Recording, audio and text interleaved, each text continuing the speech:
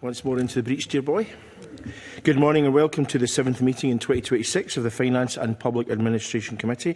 We continue taking evidence on legacy issues to inform a legacy report to our successor committee, and today we'll focus specifically on the public administration part of our remit. We'll hear from the following witnesses in round table format: Sarah Davison, Chief Executive of Carnegie UK; Alison Payne, Research Director in Lighton; Dr Ian Elliott, Senior Lecturer in Public Administration, University of Glasgow; and soon we will be joined by Professor Paul Kearney, Professor of Politics and Public Policy, University of Stirling. I have apologies today from Michelle Thompson, who is unwell, and Michael Mara will be joining us soon. I welcome you all to the meeting and thank you for your written submissions, and I intend to allow around 90 minutes for this session. If witnesses would like to be brought into discussion at any point, please indicate to the clerks and then I can call you. And I have to say we've got lists fired up already, but we'll start off with yourself, Sarah. What you've said in terms of committee remit in your submission is that a Scottish Parliament committee should continue to have an explicit remit to scrutinise public administration over the next parliamentary term. And as you know, that's hitting the wires this morning. There's quite a lot of coverage about that. So I wonder if you can just discuss what you've talked about in the paper here in terms of how you feel that is important and where specifically within the Parliament it should be embedded in this committee or a specific another committee or whatever. So thank you very much, Convener, and thank you for the invitation to give evidence this morning. As I indicate in the paper, we have seen it as being hugely valuable that there's been a committee in this term of the Parliament which has had a role to look at public administration. Inevitably, individual committees which are aligned to the portfolios that ministers have within the Scottish Government will have a tendency to focus on policy proposals or delivery of things within that portfolio. And we've seen the huge value that happens when a committee is able to look across the work of government as a whole and to ask questions about how government is done rather than just what government is doing. And that's been particularly helpful, I think, when this committee has looked at questions connected to public service reform or to the National Performance Framework, which are essentially about how government arranges and organises the delivery of policy across the whole of the administration, and is able to ask questions about whether things are being done as efficiently or as effectively as they might be, and to build up a degree of expertise in that, because some of these things are of course, quite complex. As I noted in the submission, the question that you ask about where it should be within the Parliament, I think, is a really significant one. Finance has sometimes been seen a bit separate from other things. And at Carnegie UK, we are really interested in the connection between the resources that government has and how it deploys those in order to achieve outcomes. So the ability of a committee of the Parliament not only to look at the resources, but to look at how those resources are deployed in pursuit of strategic goals is really significant. So as we describe it, we think there's real mutually reinforcing benefits of having scrutiny of budgets and resources and scrutiny of administration sitting in the same place. And I think this committee started to really demonstrate the benefit of that. So not only do we think that there should be a committee in the future that has responsibility for looking at public administration, we also feel that keeping that allied to the committee with responsibility for budgets has got real potential. Okay, Liz?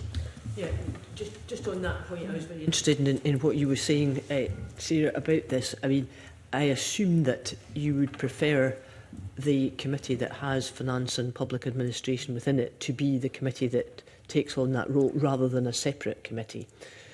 Because otherwise, I think it would perhaps, I mean, what should happen in the Parliament is that all committees are holding the government to account on everything, actually. But you're quite right, people tend to look in their silos and not always see that broader picture. I mean, is it your recommendation that the next Parliament has a Finance and Public Administration Committee and you're not trying to separate the... No, yes, yeah, that is the case. I suppose one thing I was interested in the note prepared by the clerk for this meeting about this committee's interest in the model of a committee of the future, and we maybe go and speak a bit about that later. I think that's a separate question, and that it would potentially be possible to have a committee that did that had a slightly different remit from Finance and Public Administration, but you could also potentially build into a Finance and Public Administration Committee particular responsibility for scrutinising the government for its ability to take a long-term view and to embed data into decision-making. So you've mentioned that obviously this committee has taken on quite a large role when it comes to the scrutiny of public administration, particularly things like public sector reform. If the next Parliament was to have the same committee, finance and public administration, is there anything else you would like to see within that scrutiny role when it comes to public administration? So I think public administration is a broad term, and I'm sure some of my colleagues here today who are academic experts in public administration will have more to say about that. But I think as a result, there would be quite a lot of scope for embracing things within that without having to specify them at the outset. So from my perspective, finance and public administration is a sufficiently broad remit in order to allow a future committee to examine aspects of how government is organised and conducted in Scotland. That would help the Parliament with its accountability and scrutiny role more generally. Right. Yeah, I think it's an important area because obviously one of the predecessor situations was that the finance went with the Constitution, and I think that was seen to be far too big and cumbersome. It didn't have the adequate scrutiny that was required, although that, I have to say I think that committee did pretty well in difficult circumstances. But when it comes to the future of the Parliament, I think one of the issues, and me who've been here for 20 years, I see that in some areas the scrutiny of holding the government to account is not particularly strong. And that's not a party political comment. I just don't think it's strong enough. I just wondered if you felt there was anything else that we should be doing. So I think that I think it would be very interesting for a successor committee to be thinking quite carefully about where the public administration will need to be strong in order to meet the challenges of the next 5-10 years. And I wonder if that's the starting point. And I suppose it's evident that there are going to be very significant fiscal challenges for the next administration to be managing, and therefore the choices that the administration makes about how it deploys its resources, how it organises itself, how it uses data to support decisions, all of those kind of things, it seems to me will be the most important questions to be asked of the next administration. So there's a little bit of form-following function. Okay, there. thank you. That's helpful. Yeah, I mean, it's quite interesting you say that you kind of feel that the finance and public administration remit that we have just now should more or less continue, because the Finance Committee, which I chaired in Parliament 11 to 16, was just the Finance Committee, and then it evolved into the Finance and Constitution Committee, which, as Liz has pointed out, was somewhat shotgun marriage, I think. But now you feel that this is a kind of right structure for the Finance Committee to be interlinked with public administration. I mean, I'd be keen on others' views on that, of course, but... So I do think so. I think so. And there's a bit of thinking, could you see it sitting any more obviously with any other committee? And but although I don't think that's necessarily the most helpful way to think about it. But there is no doubt that, particularly given the way that the Scottish Government structures itself, the way it tries to govern policy, it makes a very strong connection between, or at least in theory makes a strong connection between the outcomes that it's trying to achieve, the way in which it organises itself to achieve those, and how it spends its money to that end. And I mean, not only this committee, but other committees have made comments in reports over the last few years about the lack of a clear connection between money being invested and the long-term goals which the government has committed itself to. And I think there's therefore a real potential strong synergy that this committee can hold around the scrutiny of the way in which government decides to spend its money and the outcomes that it's trying to achieve and the way in which it governs that. Okay, there's also an argument which others may raise that it should be an independent committee. But of course we do have, it's about trying to cover all of those committees with members effectively, so I suppose it's about trying to get the optimum balance. Craig? Thank you, Kevin. Good morning. In your submission, you seem to put a lot of importance strategically around the National Performance Framework, which is obviously subject to review at this point in time, and we expect the new framework and outcomes to emerge early in the next Parliament. If that is going to be the centrepiece of how we hold public administration to account in Scotland, or one of the central pillars of that, what does that framework need to look like? Because I think the criticism on a cross-party basis, including from ministers, is that it's not been fit for purpose and it's been far too woolly. So if it's going to be a fundamental pillar of the way in which we hold public administration to account, what does it actually need to look like and what should be the outcomes? Because I think they're too nebulous, I think, by common consent at the moment. So, and I should declare an interest that I have been a member of the advisory committee working with the Scottish Government on its review of the National Performance Framework, but I won't say anything here that I haven't said in private there as well. So to me, there are two important things missing in the way that the National Performance Framework has operated in recent years, and which I'll be looking for the review to address. And the first is a lack of a really clear articulation or connection between the priorities of the government of the day and the long-term goals for Scotland. And the National Performance Framework, if you look at it within its international context of the way in which so-called wellbeing frameworks are developed, they are designed to be long-term goals which the population at large and ideally all political parties would recognise as being a vision for the country. And not something against which you would be measuring your progress every 6 months or whatever. But it's therefore really important that the government of the day is able to articulate how it is that their priorities, the things in their manifesto, the things that they put in their programme for government every year, are their view of how it is that you make progress towards those long-term goals. And different parties will have different views about the best means of doing that. And for me, that's where the democratic legitimacy sits. But to date, there has been an insufficiently clear connection, with the result that, understandably, Parliament and others try to draw a direct line between small programme bits of work and those long-term goals, which just doesn't work because they are too ill-defined for that. So I would want to see a much clearer description of how the work of government connects to those long-term goals. And the second thing that I would like to see is, and this I think was very much came through in this committee's report on the NPF, is a much clearer articulation of the ways of working within administration that are more likely to lead you towards positive long-term outcomes. And if you look at the Welsh example of a similar approach to policy governance, embedded in that are stipulated ways of working that government and public bodies need to adopt: collaboration, a focus on prevention, long-termism, and there is support in the system for individuals and organisations to learn how to work better in that way. And again, part of our critique of the National Performance Framework is there has been insufficient attention to how it is that you would work differently if you were working within a policy governance model like that. And that was much stronger when the National Performance Framework was first put in place in 2007 and has become a bit lost since. And I suppose on that, it's interesting that the public service reform strategy does start to articulate some ways of working like that, but is unclear on how those are going to be embedded across systems. So my view is that the restatement of the value of the National Performance Framework as a shared national set of goals, clarity about how the contribution of an individual administration will contribute to that, and support for and focus on the ways of working that are likely to deliver outcomes rather than simply focusing on inputs and outputs would at least take us a significant step further forward. And just finally, you refer to it, and the Scottish Government repeatedly refers to it, as the importance of preventative spend, that prevention is better than cure and it's significantly cheaper than cure, be that social ills or healthcare ills. To what extent do you think through this process the government needs to get smarter at identifying what is actually preventative spend rather than just badging the latest project of the day as being preventative when actually it could still be leading to greater expenditure on acuity of problems further down the line?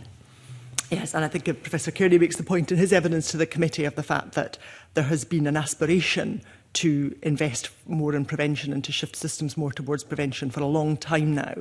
And it is something that government and all governments find difficult to do, and it doesn't get any easier to do as money becomes more and more constrained. But there is no doubt that the only hope for tackling some of the big problems, which will have big costs, but not just fiscal costs, big costs for individuals and communities, is to find ways of encouraging services to collaborate together far more effectively in order to support people and to address and tackle issues much further earlier on the system. I think the example of the 10-year health plan and the recent strategy published by Public Health Scotland is a good example of parts of the public service trying really hard to do that. But there probably needs to be a degree of honesty about how difficult that is and support for services in making the transition.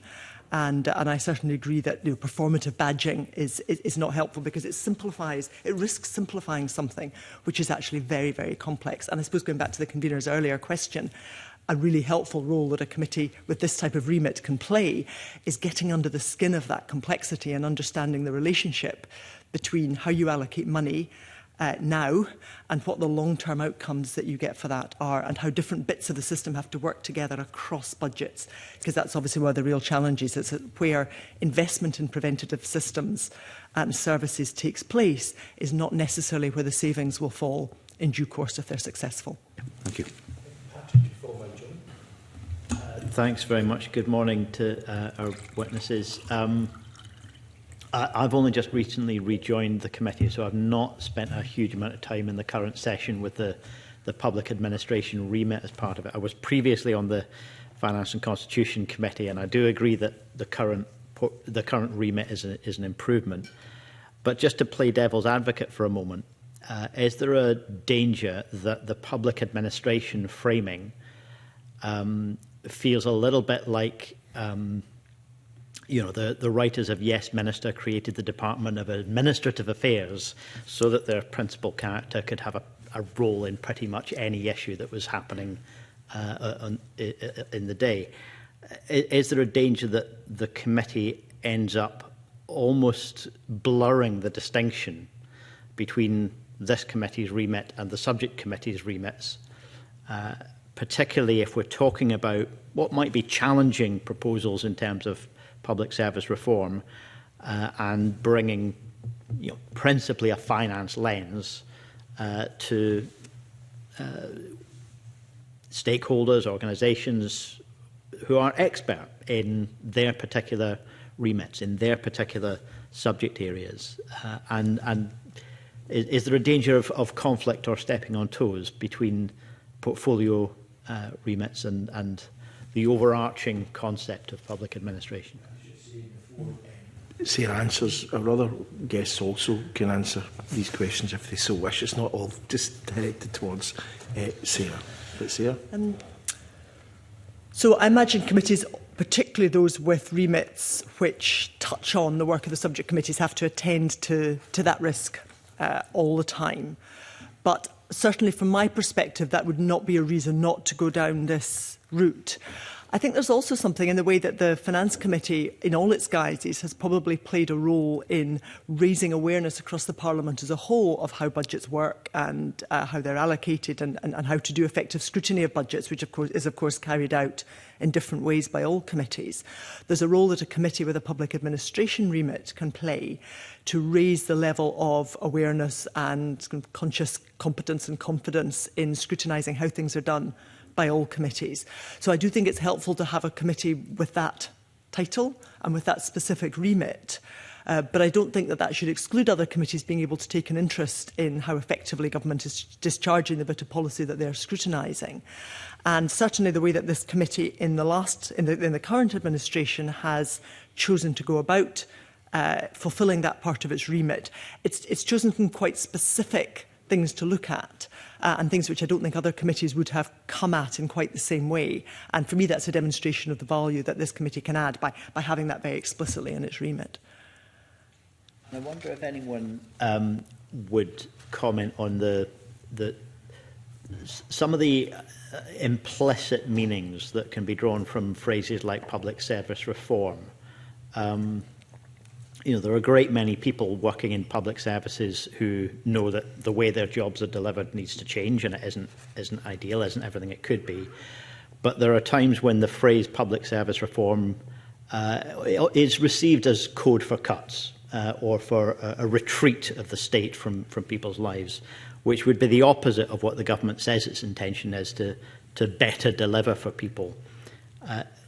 Do the witnesses feel that those who are most expert in actually delivering public services, the workforce who are doing it right now, are having the opportunity properly to shape the concept of public service reform to ensure that it enables them to do their jobs better and to provide better public services rather than become a proxy for the retreat of the state from people's lives? Okay, I'll let John in while folk are thinking about that, because we can come back to that if we so wish. John? Yes, thanks very much. Ms Davidson had mentioned the whole question of outcomes as against inputs and outputs, and that also appeared in Ms Payne's paper. So I was going to ask her to maybe expand on that. It says you were concerned about lack of data to evaluate outcomes and still a focus more on inputs over outcomes. I mean, I just wonder, we've raised this so often over the years. Is it not inevitable that a parliament like this focuses on inputs, how much money we're spending on things, or have other people got it right?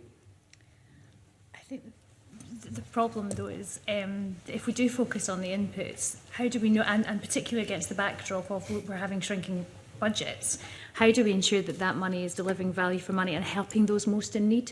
And I think that's the sort of the examples that we use of things like, free bus passes, but too many communities don't have access to public transport. That it's that kind of overview of how do we ensure that we're making the most of the resources that we have. And I think that is our concern in terms of how what data we use, and looking at both the short term and the long term. Because I think one of the things that we've been concerned about is that how do we measure, how do we look at the long term, and how do we shift that discussion so that we are measuring, if we properly invest in prevention, how do we actually see that? I mean, that seems to be one of the things that has come up at a number of different committees. If you properly invest in prevention and prevent the issues coming in the first place, where is the data that we're going to be 2 or 3 parliaments down before we have that data? But it doesn't mean it's not working. And I think turn to Patrick Harvey's question around about that sort of involving people on the front line. One of the concerns that we had is how do we involve local government in this discussion? And I think a lot of the people in the front line are in the local government space. I think we saw in the recent budget where there was an awful lot of, more money for the NHS, but there was a reduction for local authorities, which will hit prevention. And I think when thinking about the broader discussion about public administration, there is an important role for the local government committee as well, and in the local government voices, because otherwise it becomes a sort of centralisation. What do we do from the centre? And I think there is an issue around about what is the relationship between central and local government in Scotland. We're 30 years since reorganisation. It's been one of those difficult conversations that we've not wanted to have, a bit like council tax. But I think if you're looking at public administration, you have to look at what is that role and what is that relationship, and how do we then ensure that those on the front line are having a role in public service reform. Because I think we can't deliver public service reform unless we're doing it in our communities and we're doing it with those individuals. Okay, thank you. Craig? Thank you, Ms Payne. Just to follow up on that point about sort of data and outcomes, the way that it's often put to the committee by the Scottish Government, and let's say, for example, in relation to the Scottish Child Payment, is that, eradicating or seeking to eradicate child poverty, who could argue with that? But given the huge amounts of money, for example, being spent on concessionary travel at the moment, and as you rightly identify, it doesn't mean that somebody in Dumfriesshire has any greater access to a bus, despite the fact they've got the freedom to travel without paying if they had a bus service.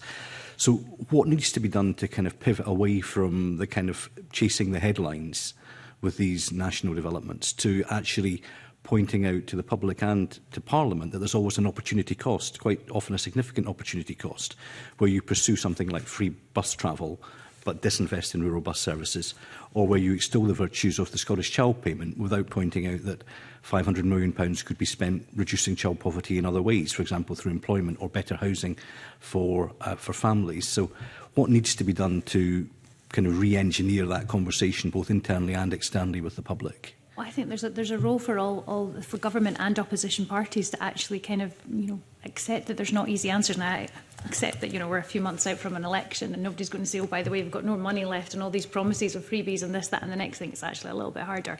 The reality of budget, so I think to say there's no money left is a slight exaggeration. Well, if in terms of the problems that we're facing, looking at things like the social care and how on earth we deliver social care when money in certain areas rather than there's no money because yes, it's choices.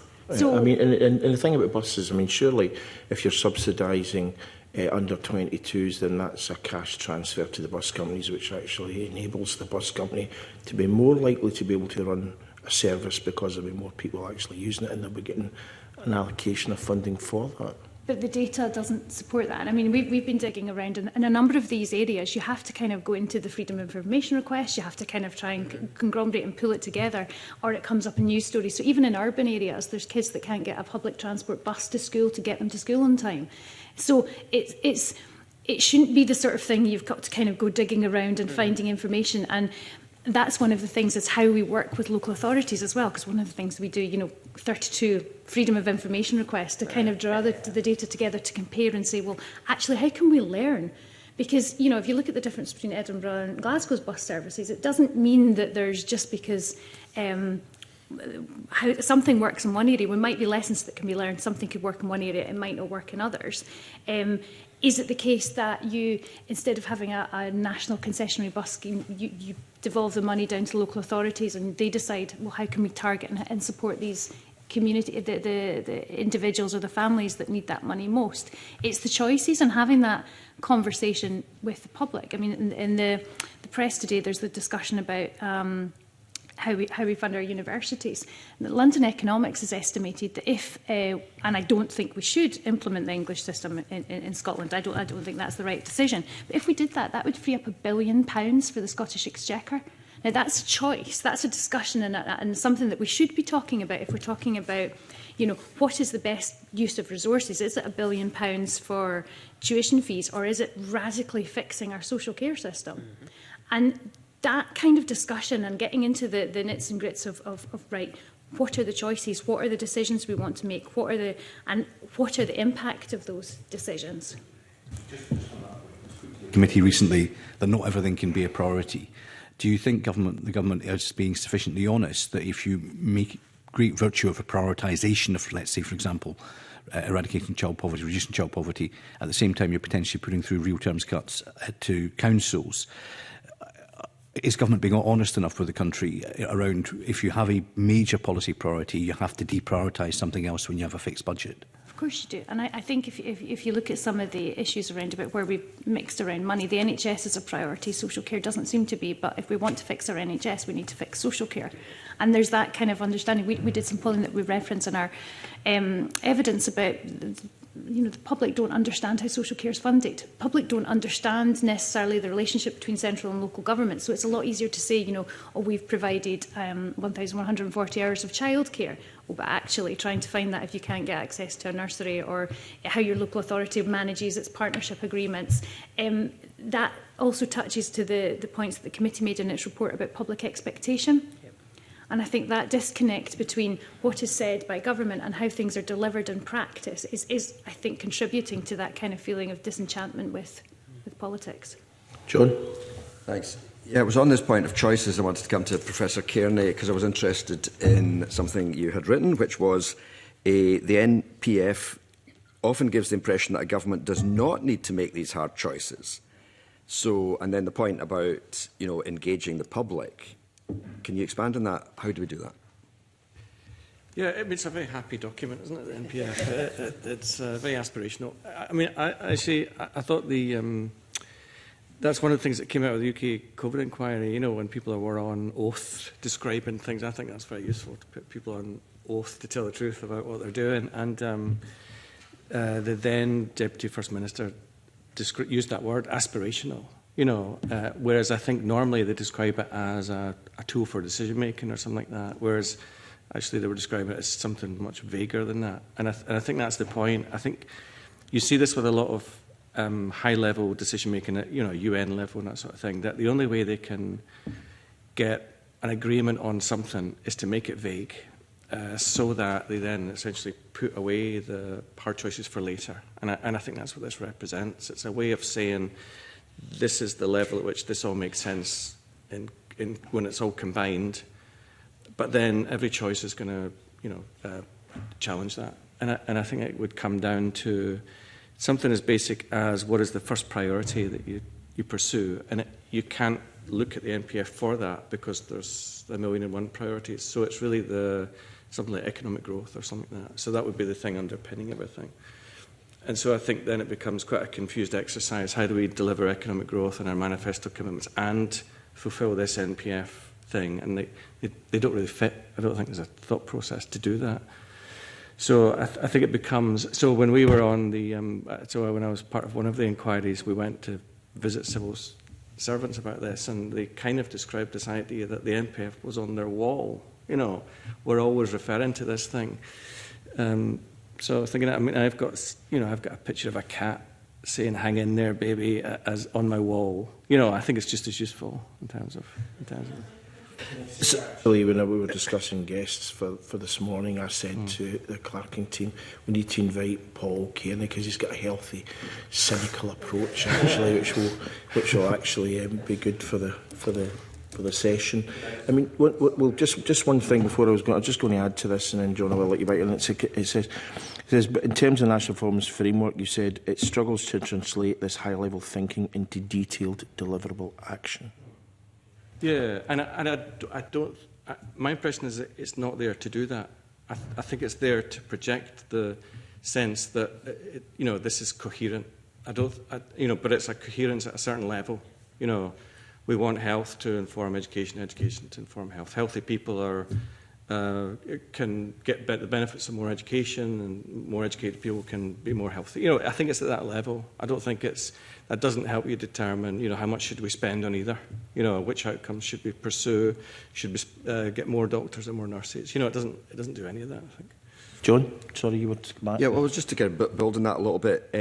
So, I mean, therefore, if we're speaking to our next committee, our successors, should we be saying to them, you need to be a bit more blunt with people? I mean, is it the politicians who should be more blunt and saying we've got hard choices to make? Or are politicians just the victims of what's happening in society?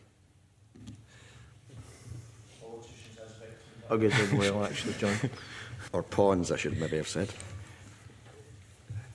I don't know the answer to that. I mean, I don't think...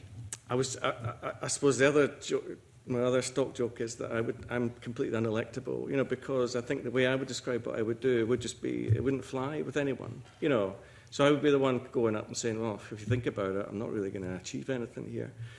And so, I think politicians have to perform some of this. They have to say, this is what I want to do, and I will put my energy into it. Here are my values, and I will use those to make choices using my judgment. And so I think that's a useful role, that people express aspirations for what they're doing rather than getting straight to the, well, that didn't work out. I guess you need a nice balance, don't you? Can you imagine me? Just, yeah. Is part of the discussion, Sarah, you talked about building consensus around the target, but is there not a tension here between consensus and intent? That actually, it becomes too woolly, too aspirational, and actually what you need is, I think what you're describing, Professor Kearney, is that actually, what do you want to do in order to get there, rather than this kind of the very bland language of it. Is that not the case, that there's just an unavoidable tension between those two things? Well, certainly I think it's important for elected policymakers to say with some detail what they want to do and how they would prioritise. I think that's the bit that's missing. It's about what would you do? You face a trade-off.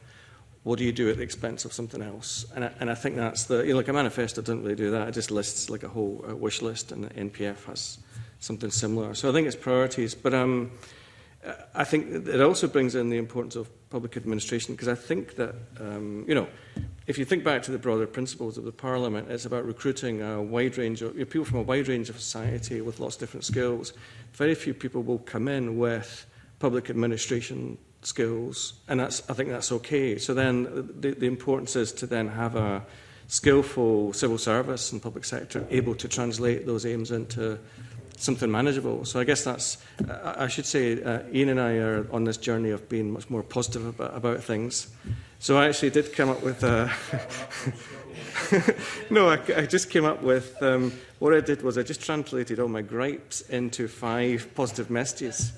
So I think one of them would be we need a skillful Scottish Government civil service. You know, it has to be well-trained, constantly improving its policy analysis and cross-sectoral collaboration. It's a nice segue to Ian's submission, because what Ian has actually said, and I quote, is that the FPAC should consider how best to ensure that the Scottish Parliament has the knowledge and skills to fulfil its duties in scrutinising legislation and holding the Scottish Government to account. That sounds quite good, doesn't it?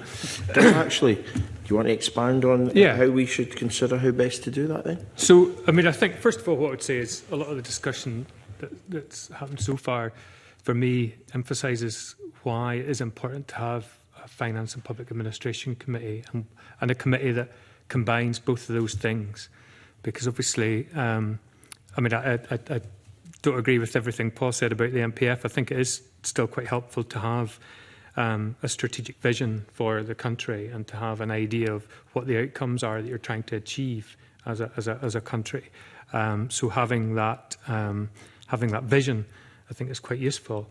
But then, of course, you need to align your resources to those outcomes, to that vision. And that's why I think having both the finance and the public administration together is absolutely essential, because you can't do anything without having the resources in the right place at the right time. So, I think that's absolutely key. For me, public administration, I mean, again, I wouldn't accept the caricature drawing on a 40-year-old comedy show. If that's our reference point for what public administration is, then I think we are in trouble. For me, public administration is about protecting the democratic institutions that underpin our system of government here. Now, we're seeing across the world that a lot of those institutions are under significant threat.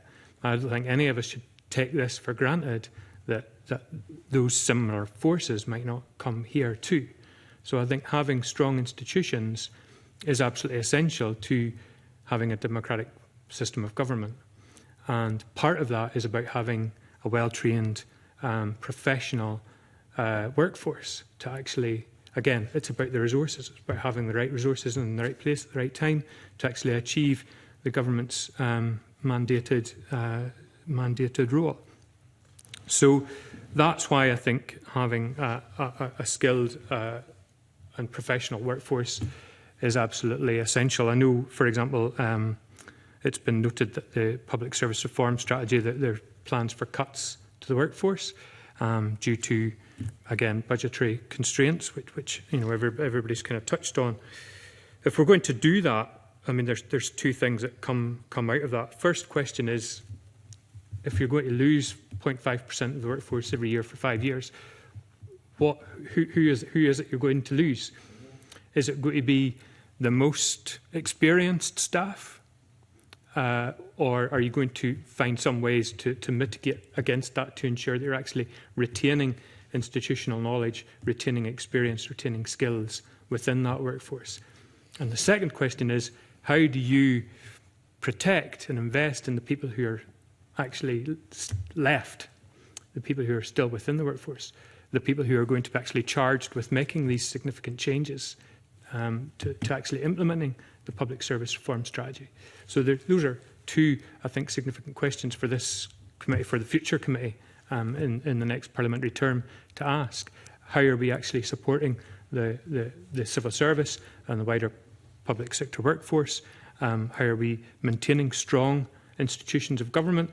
And how are we allocating resources to ensure that the national outcomes are being achieved? Okay, thank you, Craig. To be followed by Patrick. Thanks, Convener. Sorry, if you just jump back to Paul Kearney just for a moment, just in relation to his submission. The Scottish Government has made great play recently of talking about co-creation in policy making and working closely with those with lived experience. And I noticed in your submission you say that the government should avoid power holding at the centre and co-produce policy with citizens. But one of the most recent examples where that was meant to happen was the National Care Service, where it was meant to be a collaborative effort with all stakeholders, including those with lived experience, and that basically crashed against the wall. So, mindful of the old Henry Ford adage about if you ask your customers what you wanted, you say faster horse, is there basically the resulting effect of this? Could be you just get policy inertia. Effectively, you're outsourcing difficult decision making to ultimately citizens who actually want their governments to come forward with solutions, not keep asking them question after question after question to avoid taking, for example, in this case, tough decisions on social care. Yeah, I was determined to be positive there, but it's okay. So the positive version of that is, you know, the Scottish Government is responsible for making sure, you know, citizens and stakeholders have a meaningful say in everyday policy making. So I think that's the good part of that. It doesn't have to be delegating responsibility to try and co-create policy with people. And at the same time, I think, you know, the Scottish Government then takes responsibility for making the choices that come out of it. I think the mildly negative thing is it's very difficult to know how sincere any of those processes are, because it is possible for a government to essentially go through a process to say you have been consulted. We have done this with you, therefore you should be satisfied with the result. And I think some of those tensions come up with some of the ministerial responses over the years, which is essentially they're trying to balance consulting with people, but also then saying that, well, they can't expect to get what they want out of it. So I think that's fine, but what I'm not sure about is how we know what it's doing and why, because I don't think much of that process is written down. You know, there's a consultation. You know, the government said there's a consultation. We spoke to this number of people. It went well. We made this decision. You know, and then it contrasts with a lot of the feedback from lots of groups that say, okay, we were kind of consulted, but we have no real clue if it went anywhere. More than 30 years ago, when I was a Glasgow City Councillor, the council decided to consult on the closure of 7 of its 36 secondary schools, and after a very long consultation, the decision remarkably was to close those 7 secondary schools. Not 5, not 6, not even a different one, but those specific ones, because the decision had already been made and they go out to consultation, but there was no intention really to take any cognizance of that. Of course, everybody who responded to consultation said, please don't shut my school, blah, blah, blah. So I think there's an issue about consultation. I always think participation is a better word than consultation if people are directly involved in participating in decision making. But I think consultation now, I mean, that was 3 decades ago, and there's a lot of cynicism built up about consultation since then, about how impactful it really is. It seems to many to be a box-ticking exercise often. Yeah. I mean, I think if you want to go through cynicism, you would just track the words that the Scottish Government uses for people involved. So I forget what it is now, but, you know, it has been, you know, stakeholders, partners, co-producers, that sort of thing. I think there's a kind of cycle of language that they use that doesn't reflect what, you know, people are doing. So I suppose, you know, one way into that is to do it properly. The other is to not pretend, you know, to say, okay, that there's an honesty about consultation, which is we are going to put this out formally to people, we're going to gather views, and then we're going to make a decision. You know, I would appreciate the candour compared to we're going to co-create this thing with you when you don't quite believe it. Patrick, followed by Liz. Thanks. I was wondering if there's anything we need to consider about what we're saying specifically to the next Parliament, not just because it's coming after, but what we expect to be its characteristics. Dr. Elliott talked about the forces that are undermining democratic institutions elsewhere, and I would like to share the hope that that won't happen here, but I think if the polls are right, there will be a cohort from that part of the political spectrum. Given the number of MSPs who are not restanding as well, there's a pretty broad expectation that there could be something like half the Parliament that are new. That's a less experienced Parliament than we've had since '99, I think. You know, even if political parties put more experienced members onto the Public Administration Committee, if we're trying to achieve something about scrutiny more generally across the Parliament, how should we advise the next committee to try and inculcate that culture when it's a relatively inexperienced Parliament? And I'm thinking about some of the councils down south where reform have come in and said, well, we just expected to find lots and lots of waste and frivolous spending, and there isn't any. You know, just those kind of false expectations that could arise. Yeah. I should say that 3 members of this committee are retiring as well, and we don't even know if that will be the same clerking team in the next Parliament as well, so there will be fundamental changes to this committee even if the remit stays the same. And that's before we have an election. Not all of us might get back. So, do you want to respond to that, Ian? Well, I think that it's an important thing to think about and to discuss. I mean, I noted in the paper that was prepared in advance of this session on page 7 that the committee found it difficult to identify how key aspects of the decision-making process and civil service governance work in practice. I mean, there's a problem, isn't it? You know, for the Public Administration Committee to find it difficult to identify how the civil service governance works in practice. So yeah, I mean, again, it just highlights and stresses the need for this committee to continue into the next parliamentary term, for it to be, you know, properly resourced and for, you know, hopefully whoever comes into this committee, assuming that it does continue, will have the experience and the capability to provide scrutiny to the next government, whoever that happens to be. I think for any government, you know, it's an important question to ask: what sort of institutions are you leaving behind? You know, have you strengthened the institutions of government during your time in power, or have you weakened them? I think that, again, that's an important question for any government to ask.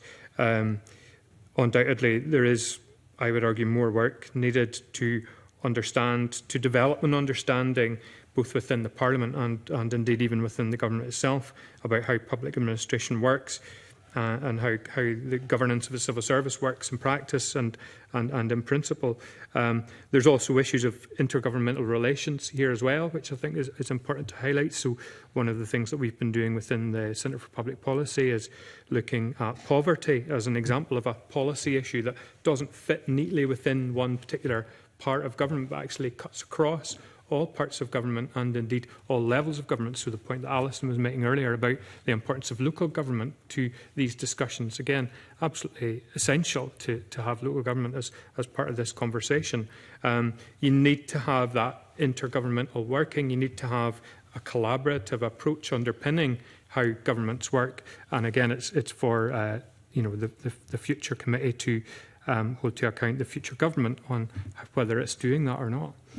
Thank you. Liz, to follow by Alison. On the point you made about consultation, do you feel that there is a problem in this Parliament? Because within this session we've seen a very considerable increase in the number of framework bills, by which we mean those bills that are actually not complete when they're presented to Parliament. And the consultation is supposed to happen after the scrutiny within the Parliament. That's raised concerns for us as a Finance Committee because of the financial co-design. Sorry, convener. Co-design. Of course it's co-design. When it comes to this committee, that's been a problem when I think, you know, we've had maybe 5 or 6 I can think of. The financial memorandum accompanying these has, you know, that's been a huge issue because they're not accurate. And that was a particular, Craig Hoy mentioned about the social care policy. That was a huge issue within that. But the second problem is that it's very difficult to scrutinise effectively if some of the consultation is not actually happening till after the parliamentary process. Do you think that's a major problem, and what do you think we should do about it? I think it is for parliaments because they can only really they rely on the Scottish Government to tell them what they're doing, and they don't really have the resources to, you know, investigate too much. You know, a lot of it is essentially tells you what you're doing, and we'll give you an assessment. And I think that would be fine if there was a procedure to say, okay, we'll return after a certain point in time and tell you how it went, maybe as part of a statutory commitment. And then, look, you know, the thing is, a lot of that would be. I've found this to my cost. The idea of co-design and participation and working together, it requires an incredible level of skill and facilitation and conversation. I think people think that you just turn up and with your sticky notes and, you know, you can get it sorted. But it's It's difficult, and I think part of that difficulty is to try and document and learn from how the consultation went. And I think that could be the parliamentary, role to say, after a certain amount of time, tell us what you did and how and why, and did it actually improve the legislation, so that you could then think about, For not having effective post-legislative scrutiny. Yeah, I mean, I think the thing is, right, I'm now conscious of my age because I feel like we've talked about this, I think it's 20 years or something like that, talking about the lack of post-legislative scrutiny. And I remember the point I used to make was this has to connect to pre-legislative scrutiny, because it has to be, to do proper post-leg scrutiny, that you have to have this pre-legislative process that says these are exactly the aims we seek to achieve. This is how you can hold me to account later. And I think the problem is when you go through a process, the aims are a little bit vague, and then it just becomes a contest to determine success and failure that doesn't go anywhere. Thank you. Alison?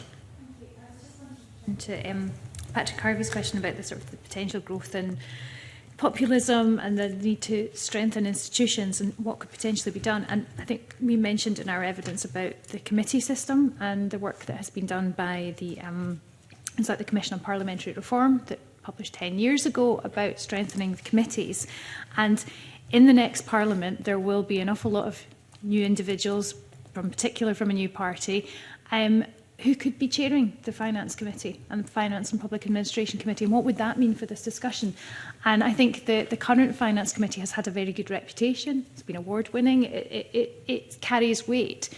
That doesn't necessarily mean that's going to be the next Parliament, and I think it's what can be done now to try and protect and strengthen our committees. And I think that's why things like directly electing committee conveners, instead of that being a party political post, I think has to be really considered now, because the difference in what is going to happen after May could really transform the impact of the committees and really undermine the good that they can do. And I just think if this sort of conversation, how could that be shifted if it was a sort of a...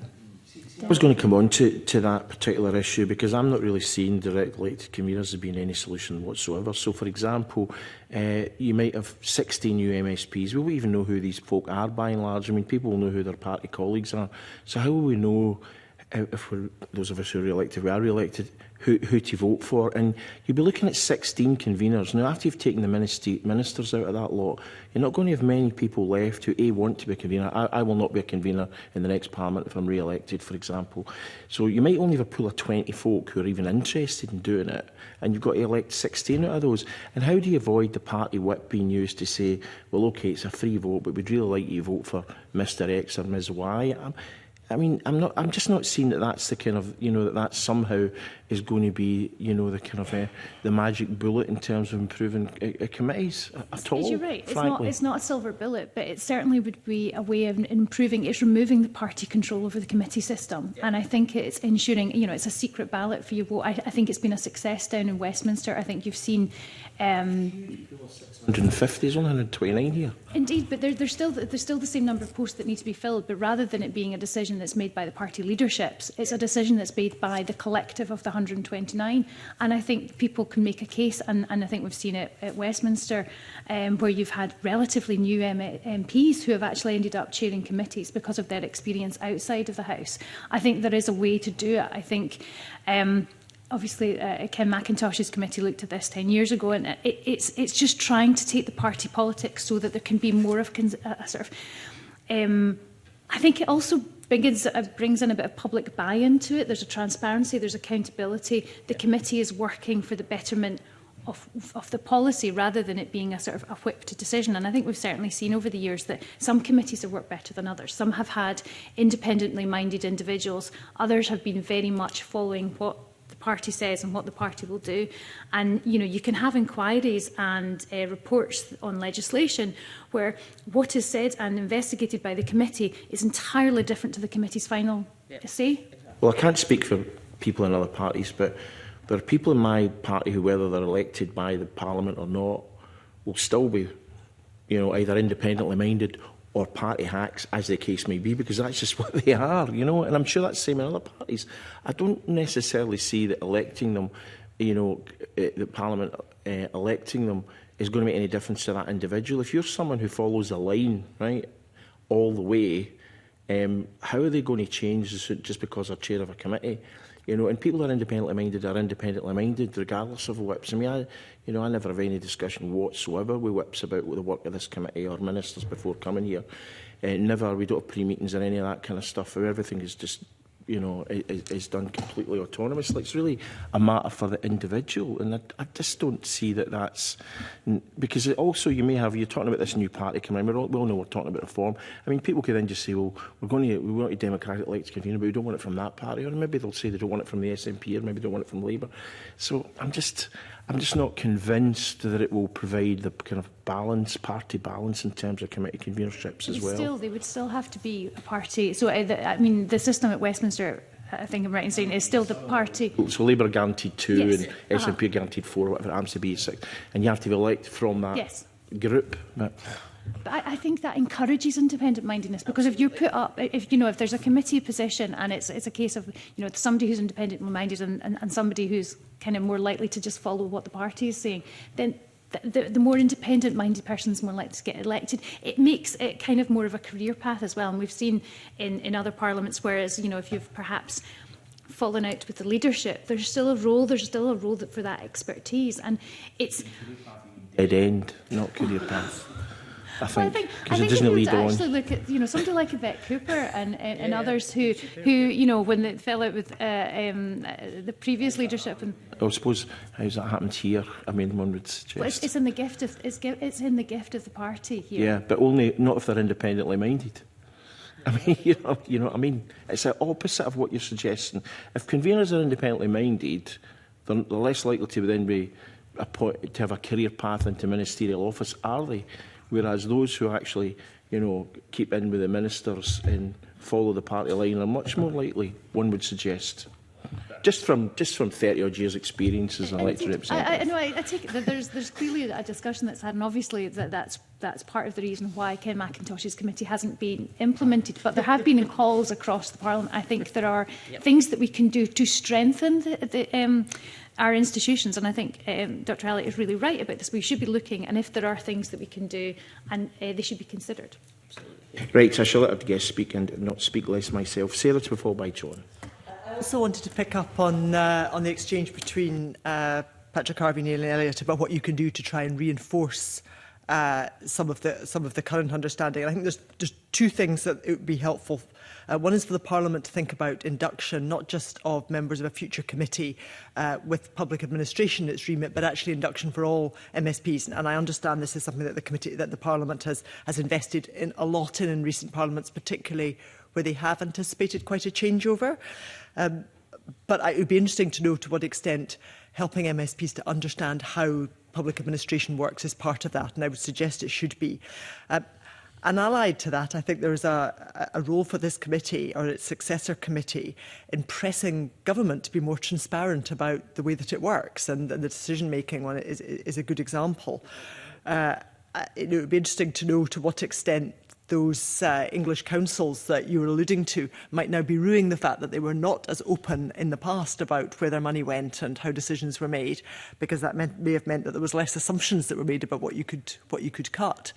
And I, you know, as the committee knows, I worked in government for a long time, and I've been really, really struck since I left quite what a black box it is when you look back at it.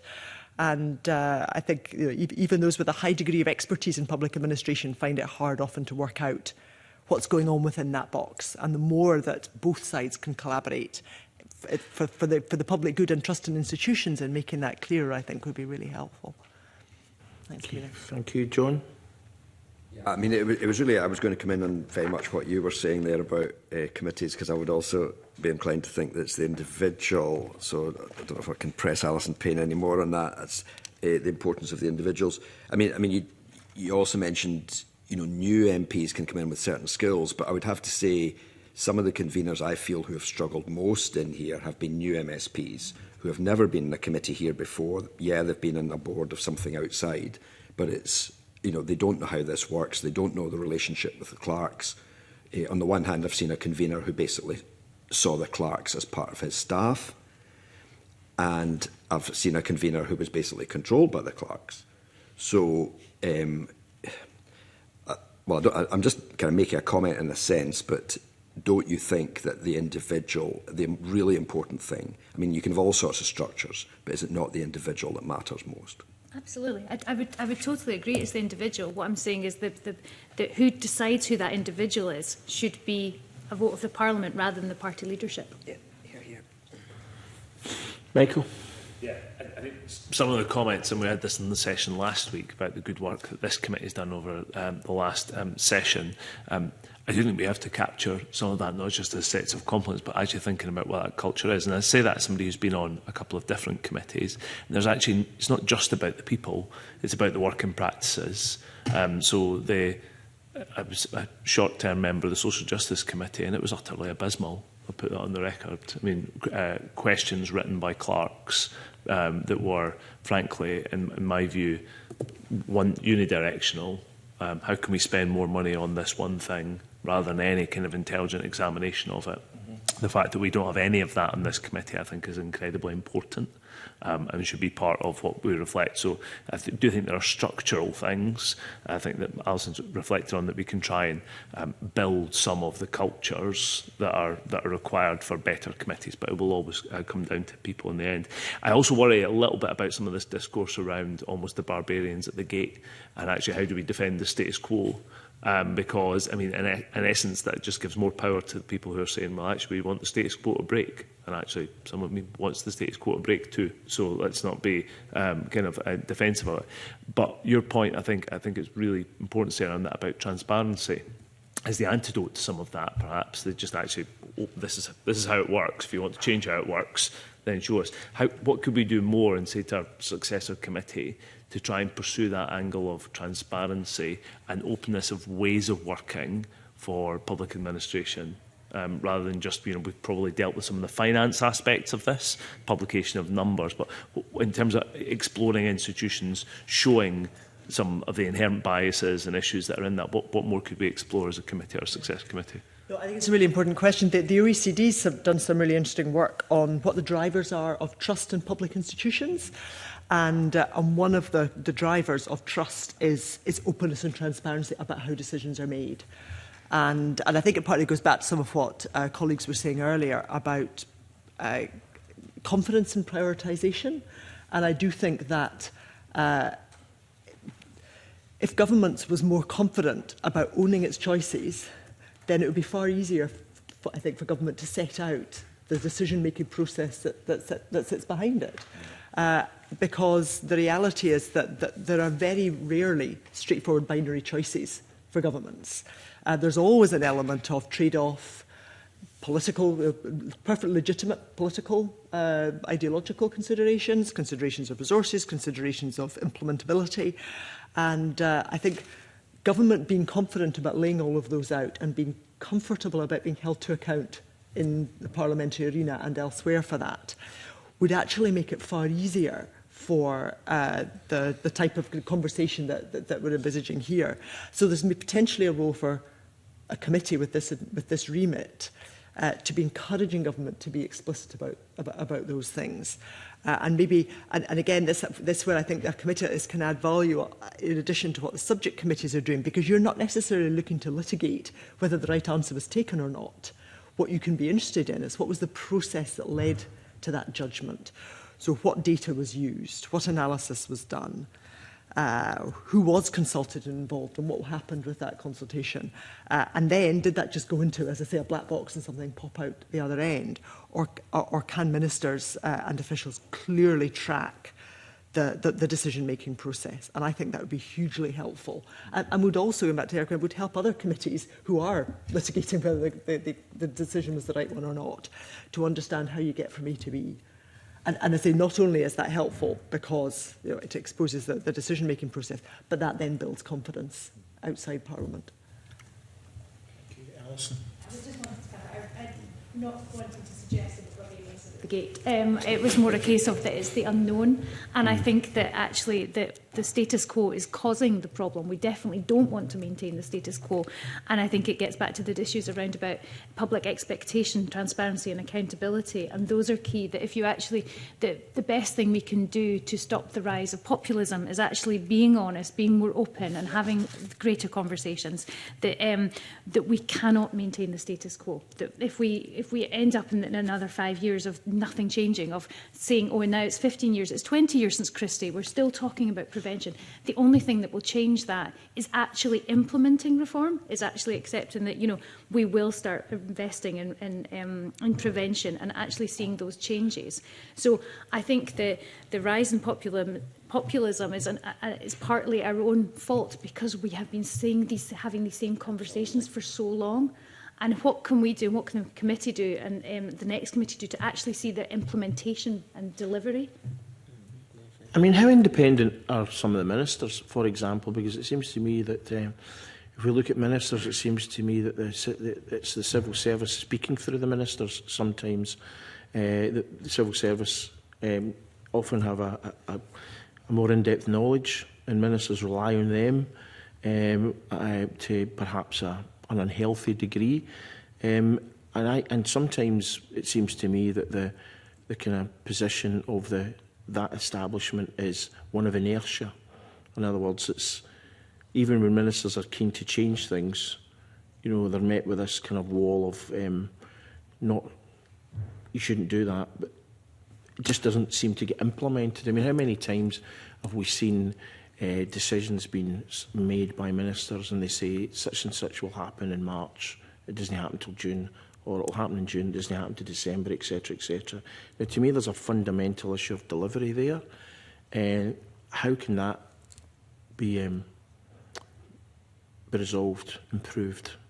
I wish I had the answer to that. I mean, I think that's a long-standing problem that I think there's an element of the honesty and an element of the party politics that we're in. And I think, you know, you can't get away from this sort of element of, do we really want to go into the election saying, well, actually, what we're going to do is going to take us 15 years, but we're going to, if you trust us for the next 15 years, we're going to totally transform our education system.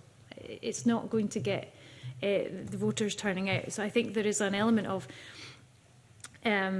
working together and ensuring you have got good, effective ministers. But I think, to your point about the ministers, that we're going to have a cabinet that's entirely different.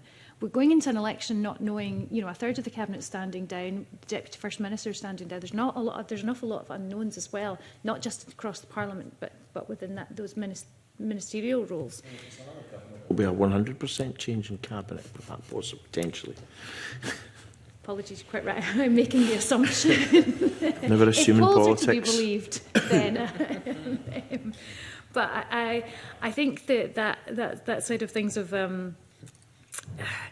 you're right. There's definitely a sort of feeling that some ministers are more effective than others, and there's others that will be more guided by their civil servants. Some of leadership at the end of the day, is it not? Mm-hmm. But how do we train, and how do we train up our ministers and our MSPs? There was the talk about the induction for MSPs, but what is that path and that route for ministers, for cabinet secretaries to actually kind of hear what's going on and not be guided? Certainly in terms of our interactions, there can be chalk and cheese night and day between different cabinet secretaries as things change. We do need greater leadership, and we do need kind of people sort of.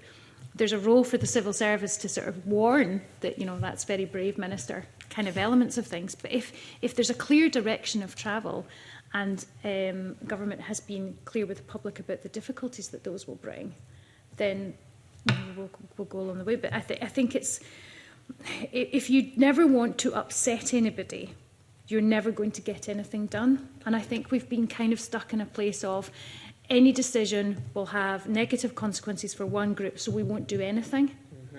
And I think there has to be an ability to kind of look beyond speaking to one group. Well, we'll do what you want, we'll do what you want, we do what... And the silos aren't just across the different portfolio areas, but within portfolio areas. So when we look at the sort of the balance of care and well, at the NHS, it's the primary versus secondary versus GPs versus social care versus local government, and everything kind of gets distorted, and that kind of overall vision of how we fix things gets lost in amongst the weeds.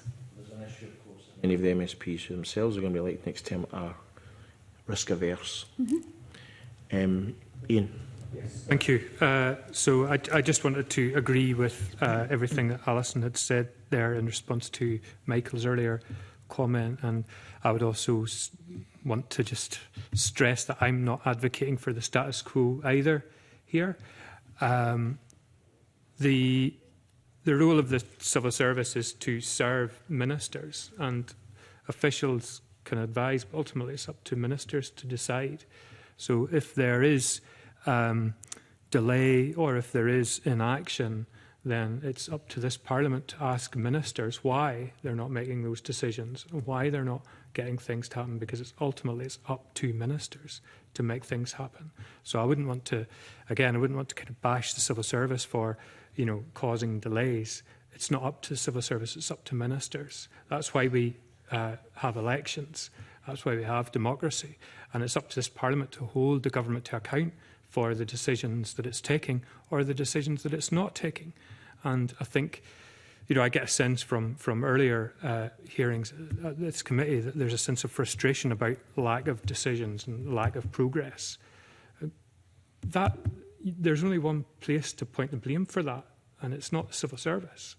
So again, there's a role for this committee and for the wider Parliament to hold government to account for that. But ultimately, a government... Sorry, just to say there, I think it's not so much about we're not holding ministers to account. Everybody agrees that the minister will be held to account. I think the issue is the fact that ministers, the relationship ministers have with civil servants makes it difficult for them to be held to account, if you know what I mean, because they perhaps are not really articulating this very well, frankly, but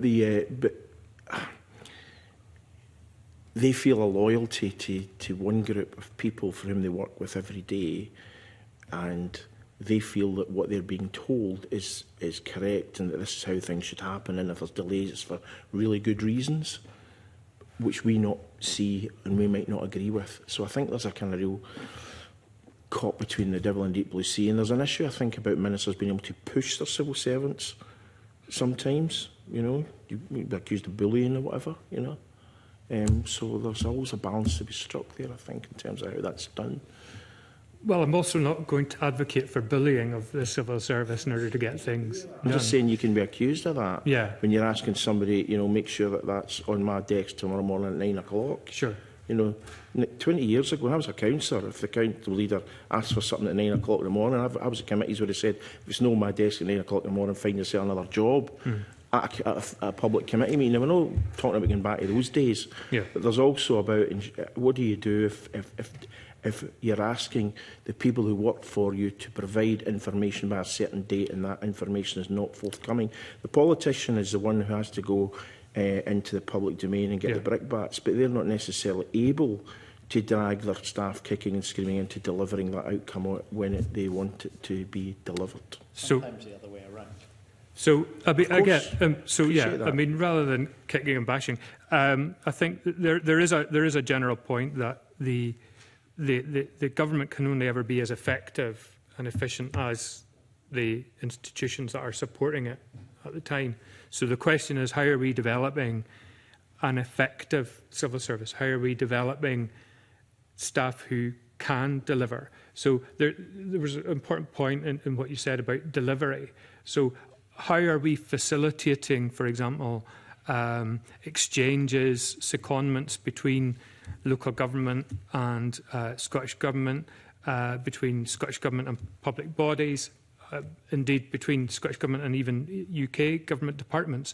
How are we facilitating, professionalisation of make the civil service better? If you don't feel it's good enough, if you don't feel that it's delivering what it should be delivering, then the question is for the government, how can you make it better? How can you improve the effectiveness of the civil service and improve the skills, improve the capabilities, improve the capacity of the civil service to support ministers? We did have an inquiry on that with some very direct recommendations, but how much of that has since been implemented is perhaps something that I would suggest our successor committee will want to look at. Craig? Just also add on that, for all the excellent reports that this committee have produced over this term, how many recommendations have actually been taken up by the government, I think, is an important question, not just for this committee, but for all the committees, to be asking, because there's lots of excellent work. We see it in these papers, lots of really, really important inquiries that have been done. How many of those recommendations have actually been taken on board? Okay, now I'm going to let Craig and then Paul in, and then in order to stick to time, I'm going to ask our guests each to have an opportunity to wind up. It's Sarah started, so she'll be the last person to speak. So once as I said, Craig and Paul have spoken, I'll allow our other guests to have an opportunity to have a couple of minutes to wind up, to cover any issue that they feel they want to re-emphasise, or perhaps something we haven't as yet touched on. Craig. I think it was maybe just to get a view from around the table, perhaps Dr. Elliott, from you in respect of this, which is, you get the impression sometimes civil servants hide behind the ministers and ministers hide behind their civil servants. And you bear in mind that there are accountable officers within the civil service, and that the Permanent Secretary is the principal accountable officer. And in relation to the Public Audit Committee, when we've had civil servants come before us, when I served on that committee, there was a sense of exasperation sometimes that a number of civil servants seem to move around in interim posts, and particularly in areas as sponsored agencies and departments, Transport Scotland, for example, and that in many respects, when we've dug into problems around, let's say, ferry procurement, there's been quite clear failures by civil servants.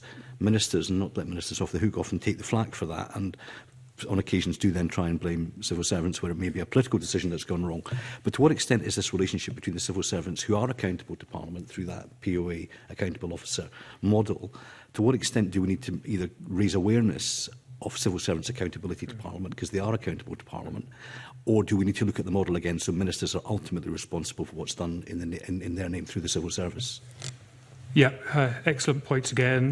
Really important to be raising that awareness, to be investing in, Sarah mentioned earlier, induction processes for new MSPs, for, training of clerks as well, of the committees. Resourcing of committees, I think, is something that we haven't really touched on, but, it's radically different in terms of the resources that are provided here in comparison to UK Parliament committees. So there are really important questions to be asked there, and completely agree with your point. I would also say, that for all of the problems and challenges that we face, there have also been many successful policies that have been implemented by the Scottish Government and by the civil service. The vast majority of whom work very hard to deliver for ministers, to serve ministers. I think it's really important to recognise the efforts that individual civil servants put in on a daily basis to actually enact and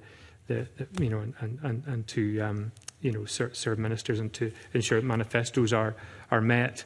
And there's lots of success that can also be learned from, as well as some of the failures that you've highlighted. It's important to get that balance right, and as I put in my submission, you can learn as much from success as you can from failure. It's really important not to diminish the successes when we're highlighting some of these failures. Yeah, it's just back to that question of transparency. So I think there's probably been no end of committees who have recommended more transparency of government with no, it's one of those things you could just keep saying and not expect. And I think it's tempting to say that this is simply a problem to do with, the practices of, bad actors or people who are trying to hide and that sort of thing. But I think there's also, a key part of this is to work out why non-transparency is a good idea, and to then think through how to make it more transparent without losing those benefits. So I think the classic that you face is that ministers assure civil servants that they will receive their advice in confidence, and that's part of the deal they have. For a civil servant to trust a minister and give them full and frank advice, they have to know that their minister will keep it in confidence. and that's a good deal in some respects. And it's the same, I think, with working with groups. For them to build up trust with each other, they have to know that they're willing to, they will make themselves vulnerable in that collaboration because someone will maintain a level of trust. They will keep it within closed doors. And I think it's the same with parties, isn't it? The only way they'll work is if the people will have frank discussions and know that it's not just going to be reported somewhere else. And I think so that I think if you were asking for people to be more transparent in that context, I think it would come down to more about the transparency of the judgments that they made after that. You can still maintain a confidence, but you can still document the kind of procedures you went through to take advice, and then you would document the ways in which you made choices. And I think that's part of the black box, isn't it? About ministerial judgment. What exactly does it mean? Well, I considered these factors and I was swayed by this evidence. A bit like a court judgment, I guess. And I think that's probably the best you can do with transparency, rather than, I guess, a more radical version, which is to keep everything out in the open. Because I think the more radical version then has this unintended consequence, which is that it changes people's behaviour. They give less frank information because they anticipate it being read out in court or in a committee at some point, and then, okay, you're thinking, well, why should I make myself vulnerable doing that? So I think that's probably worth just thinking about, what would you call it, like pragmatic transparency, or, I don't know, I work in the branding, but, it'd be something like a thoughtful kind of level of transparency rather than just say, be more transparent. Okay, let's go to wind up, and we'll start with Alison, and then we'll move on to Ian, and then Paul, and then Sarah. Thank you for inviting us to be part of the discussion today. I think it's really important discussion, and I think it's part of that. Hopefully, if we can get to the next Parliament and start seeing things implemented, I don't think there's any kind of points that I was wanting to make that I haven't already. I think the thing is, though, that perhaps was illustrated by the discussion around about the committee chairs, is that we need to try something different. We need to try lots of different things, because the status quo and the way that we've been carrying on is now hasn't been working. And I think a big part of the problem is party politics. Yep. And how we get round. And I think the committees can have, and particularly the Public Administration Committee, whichever guise it falls under, can have a big role in trying to get, how do we manage that, the electoral cycles, the party political, the short-termism. Even once we're past this election, it will only be a few years until the local government elections. This kind of short-term, looking always to the next election rather than, right, let's get together and how do we focus on that long term. Some things won't work. Some things might not be the right thing. But I think, as Ian said there, the importance of learning from failure. And I think in politics we're very, very reluctant to do that. And part of that is because, of course, if the government fails on something, opposition will jump on it. And so I think there's just as much of an important role for the opposition parties to actually behave responsibly and engage and work with government, perhaps not in agreeing with the policies, but actually, a sort of an element of how do we have a bit more grown-up politics. Reflecting on that last conversation around about the civil service and that link, I was remembering the time that I think when Shona Robertson was Health Secretary and a civil servant left some files on a train and there was calls for her to resign. I mean, that was ridiculous, but that's kind of, so anything is put into, well, how do we make the most party politics out of that situation? If we get stuck in playing the political game rather than actually delivering for Scotland, we will just be stuck in this cycle. Quite right. Okay, thank you very much. Ian? Yes, well, first of all, thank you very much for giving me the opportunity to speak at this committee today, and for the number of times I've spoken during this parliamentary term. I'm very grateful to the convener and to the clerks for giving that opportunity. I think it is really important to have a Finance and Public Administration Committee, first and foremost. I think it is important that we have a national performance framework. I think having that long-term aspirational vision for what Scotland should be, I think is a valuable tool to help shape decision making, to help think about preventative policy making, to think about long term, beyond one parliamentary term style decision making, and to have a Finance and Public Administration Committee that is holding the government to account for that, thinking about how the resources are being allocated and thinking about how the public administration is functioning in order to achieve on long-term ambitions. I think is hugely valuable. I know we've touched on a few matters today in relation to how the committee itself is resourced, how conveners are appointed, and how to ensure that the very good practice of this committee continues into the next parliamentary term. Those are absolutely crucial questions to be asking at this point, and I do hope that that there will be measures put in place to ensure that the new MSPs coming in, do get that induction, do get that training, and indeed that clerks and so on do get support that they need to continue this work. Given that there will be a new committee and there will be a new convener, do you feel that the clerking team should at least remain in post, at least for the first year, perhaps, after the election? Yeah, I mean, it's a personal view, but I mean, certainly I've found the clerking team to be providing really excellent support to this committee. Yeah, no, I would agree. I would agree with that. I would agree with that. Sorry to put you all on the spot there, folks.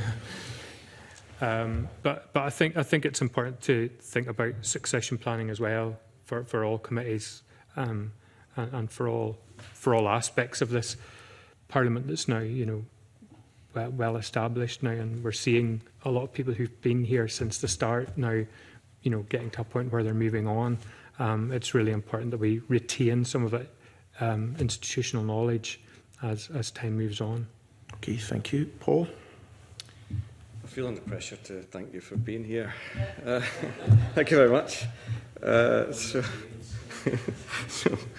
I've written down, maybe we'll just turn this into a blog. I've just written down a list of things I would do if I was in charge of the committee, the kind of inquiries, and it would be just breaking it down into those essential. It's all done through consultation. Right, can you imagine how unambitious, if I ruled the world, okay, here's my list for this committee. But it would be, okay, yeah, so how do we make sure the Scottish Government, is skillful, strategic, transparent, future-thinking, citizen-centred, power-sharing, all that. So we kind of covered that. The only other thing I would say is, okay, so there's a positive end to this. People don't really read anymore, or have the ability, So I reckon, it would be reasonable to expect a new MSP in this committee to not have read a word produced by the previous committees, or know what had been done or not. So my recommendation would be, for the first piece of work, is simply to say, what has this committee learned over the long term, given that it's a long-term committee?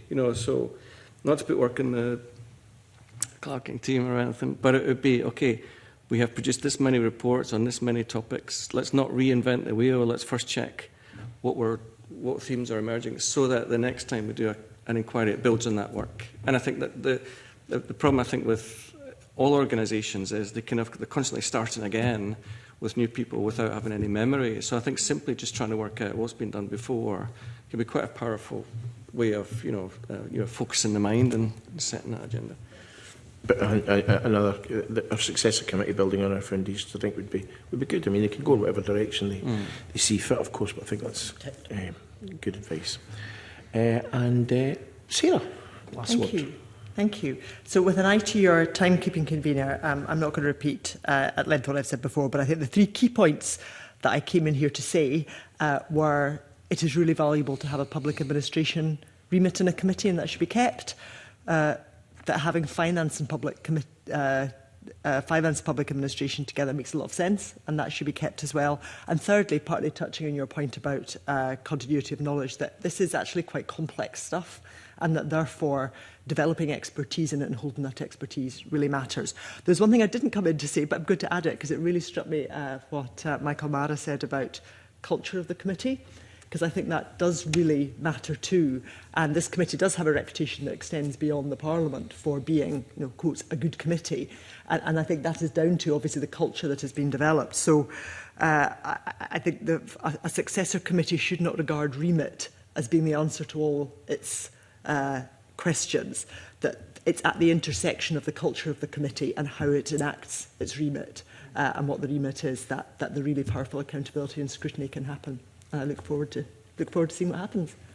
Well, thank you very much to all our guests this morning. It's been very helpful to our deliberations. I'm now going to call a 5-minute break to allow a changeover of witnesses. Thank you.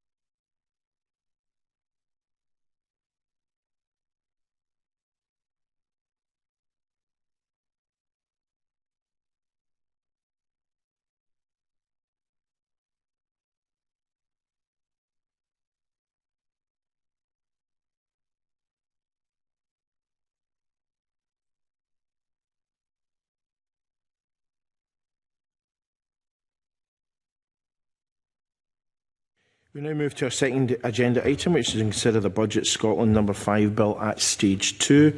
Members should have a copy of the bill, the marshalled lists and the groupings, which are all available on the Scottish Parliament's website.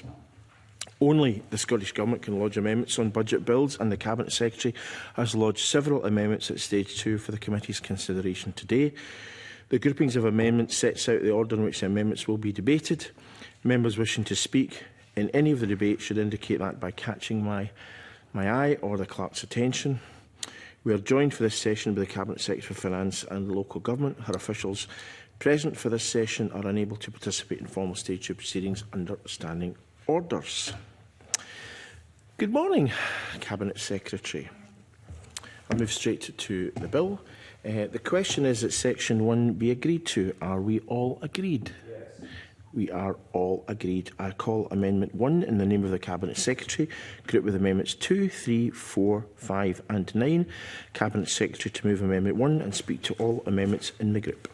Thanks very much, Convener. The 6 amendments in this group update the budget bill to give effect to the additional spend that I communicated to the committee in my letter of the 12th of February. Engagement since the draft budget, including the formal budget agreement reached with the Scottish Liberal Democrats, was undertaken to strengthen the overall budget package, respond to stakeholder priorities and to secure the parliamentary support required for its passage. Taken together, Amendments 1 to 5 amend Schedule 1 of the bill to increase the maximum spend across 3 ministerial portfolios and to ensure that the authorised spending purposes cover all proposed spending priorities. This will authorise a combined total of almost £30 million of additional funding for the Finance and Local Government portfolio, Transport portfolio and the Deputy First Minister Economy and Gaelic portfolio. For Finance and Local Government, Amendment 1 increases the portfolio allocation by £20 million to the local government settlement for social care, which local authorities can use towards funding the real living wage for adult and childcare sectors. For Transport, Amendment 2 increases the portfolio allocation by £4.3 million.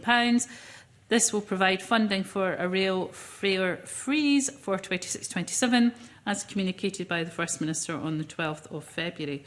And for the Deputy First Minister Economy and Gaelic portfolio, Amendment 3 increases its allocation by £5.33 million for the investing in the Communities Fund. To that end, Amendment 4 extends the portfolio's authorised spending purposes to include expenditure on community-led regeneration. To take account of this additional authorised spend, Amendment 5 amends Schedule 1 of the bill to increase the total amount of resources that the Scottish Administration is authorised to use. Amendment 9 therefore amends Section 4 to increase the Scottish Administration's overall cash authorisation to take account of the almost £30 million of additional funding being allocated. Accordingly, I move Amendment 1 and urge members to support this amendment and others in the group. Craig? Sorry? After the minute? No, you need to come in now before the Minister winds up. Sorry, no, Minister, I think looking at these amendments, as I said in the Chamber last week, we are very unhappy with the budget in its totality. I think these measures it would be hard to argue against. But I think the risk that that you are now running in many respects in relation to social care, for example, is that whilst you are finding additional money at this stage in the budget, it is rather like the burglar who has robbed you blind 2 years ago, who returns now to offer you some of those goods back and expects you to be grateful. I think the ultimate issue, in relation to the budget, and for example to look at rates relief within the budget, is that it is in many respects too little, too late. And if you look at the local government settlement this year, whilst we welcome additional funding for social care, which will deal with some of the real crises that we see within health and social care partnerships and IJBs, it is going to be insufficient to deal with the challenge that councils face in delivering social care. And I think, as we've just been discussing in relation to preventative spend, we see that many of the problems that we're seeing right throughout the health service, for example, which also through this budget has issues, are actually being made worse by the crisis in social care. So we do question whether or not the prioritisation within this budget is sufficient. So overall, I just repeat what I said, I think, in the Chamber last week. Whilst we obviously would not object to these individual measures, I think in its totality, this budget still does not pursue the right priorities for Scotland and has misplaced priorities within it. I agree with the comments made by my colleague, but just aside from the party politics just now, Cabinet Secretary, I think there's a wider issue here which is related to the scrutiny that we've undertaken in the budget, namely that obviously the government makes its choices, as it is entirely entitled to do, and sets out its priorities.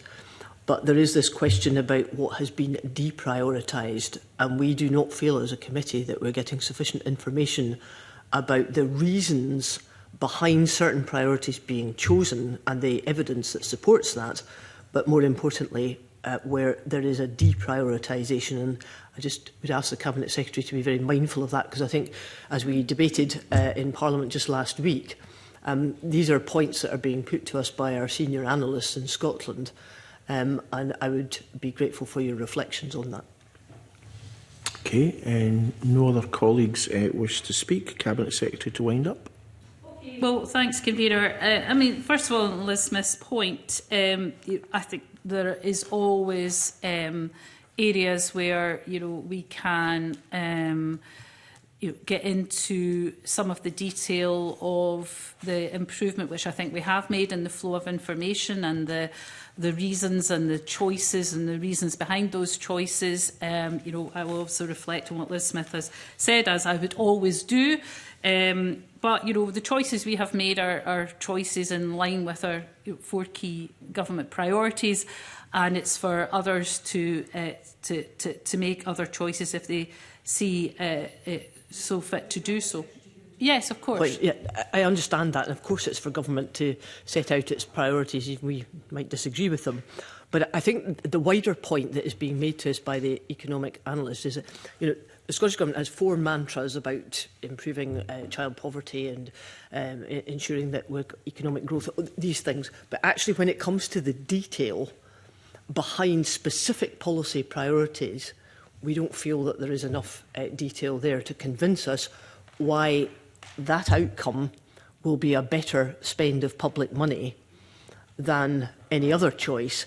And the opportunity cost of that, obviously, is that some priorities have been deprioritised. And it's that piece of economic analysis that I think people are wanting to see.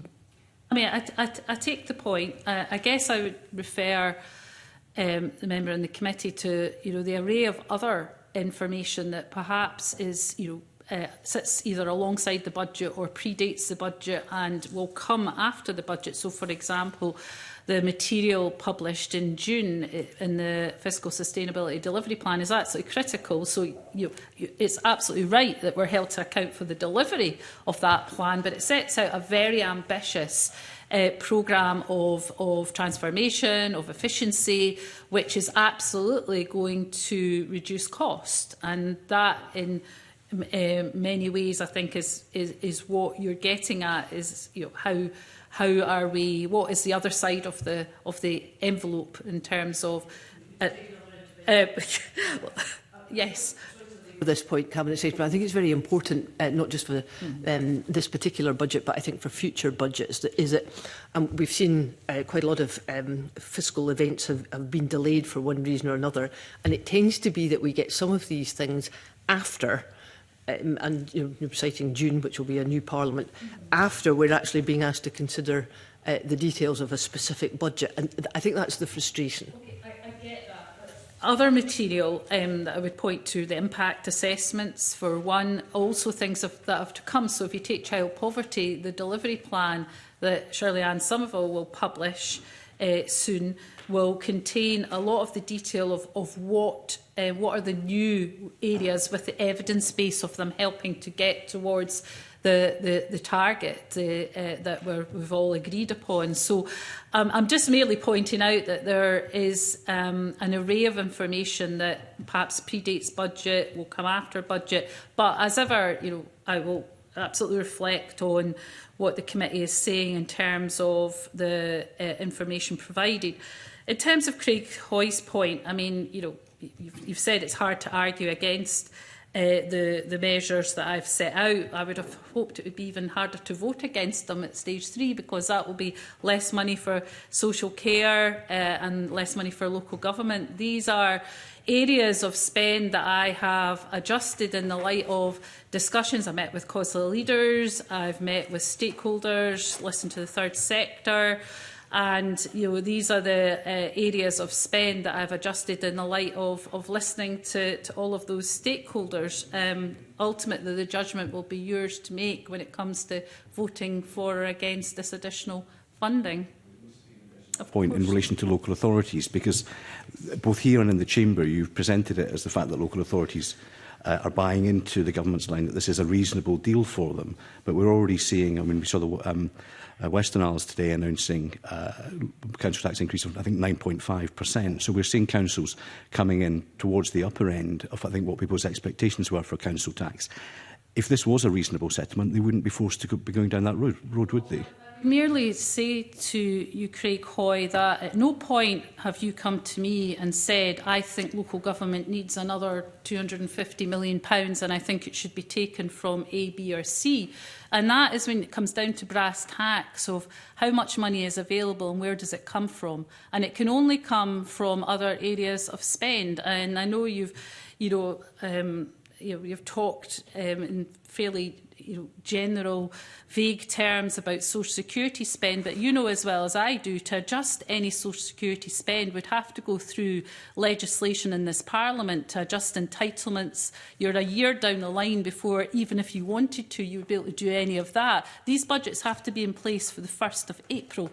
So the choice that I have and the choice you would have is 200 to 250 million, however much more you think local government should get, would either have to come from higher further education, it would either have to come from the health budget or other frontline services. Those are the only places that it could come in time for the 1st of April. So I think we have to be honest here about what we're saying. So if you truly believe that there was not enough money for local government, you could have made that a condition of your support for the budget, and you could have told me where you think that should have come from, but you have not done that. So I'm afraid these are the choices that have to be made when you're sitting in my seat, and these are the choices that I have made.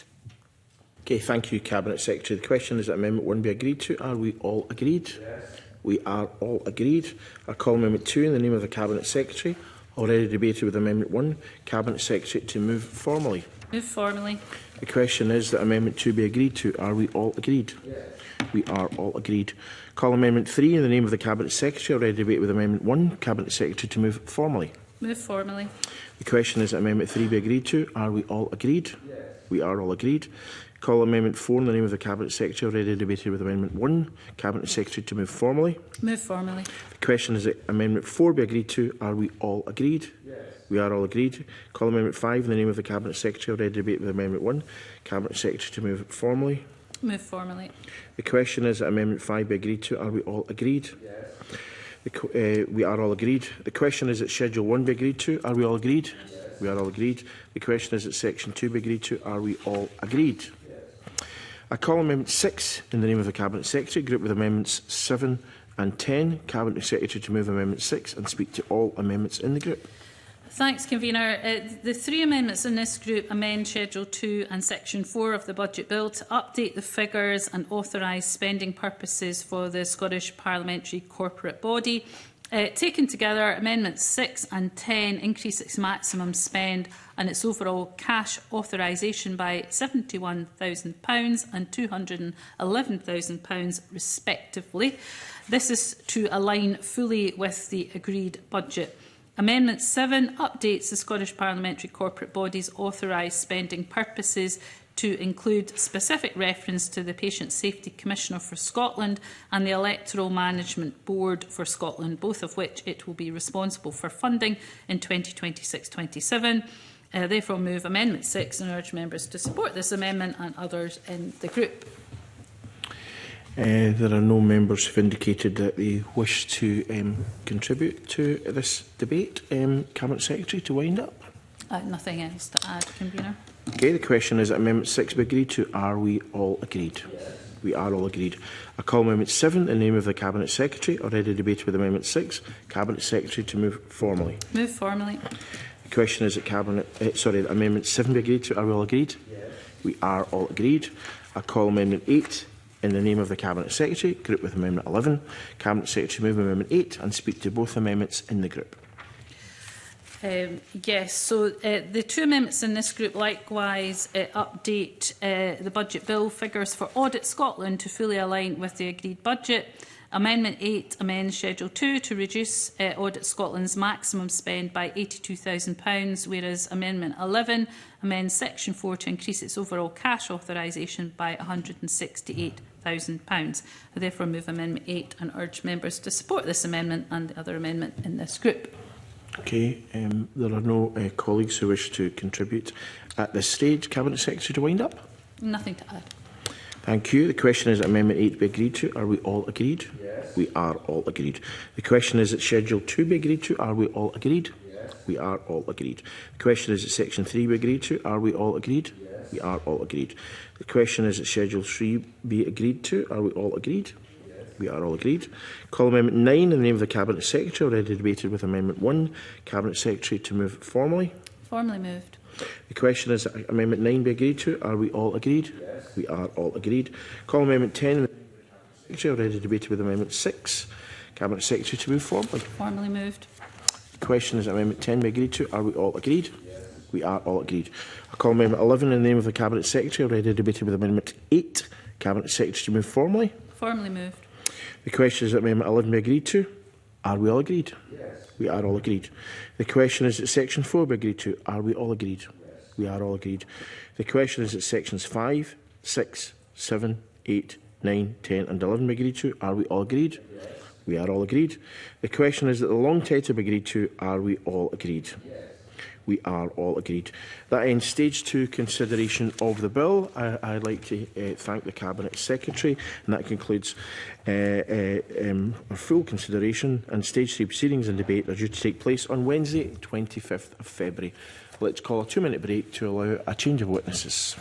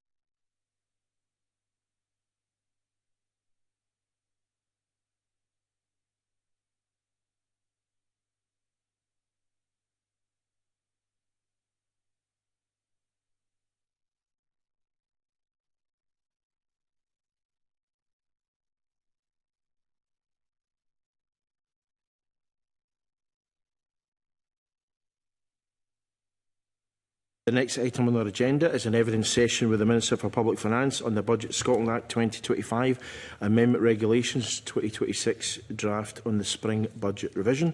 The Minister is joined today by Scottish Government officials, Craig Maidment, Senior Finance Manager, and Claire Hughes, Head of Corporate Reporting. I'd like to welcome our witnesses to the meeting and invite the Minister to make a short opening statement. Good morning, Minister. Morning. Thank you, Convener. As we approach the end of the financial year, the Scottish Government is once again on track to balance its budget, again demonstrating our robust in-year financial management practices.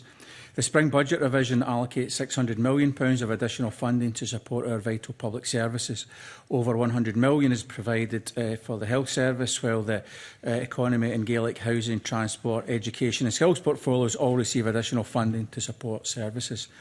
And in line with our robust practices, we continue to set aside contingency funding, which is required annually to support any year-end audit adjustments, as well as guard against any final changes in 25-26 forecasts.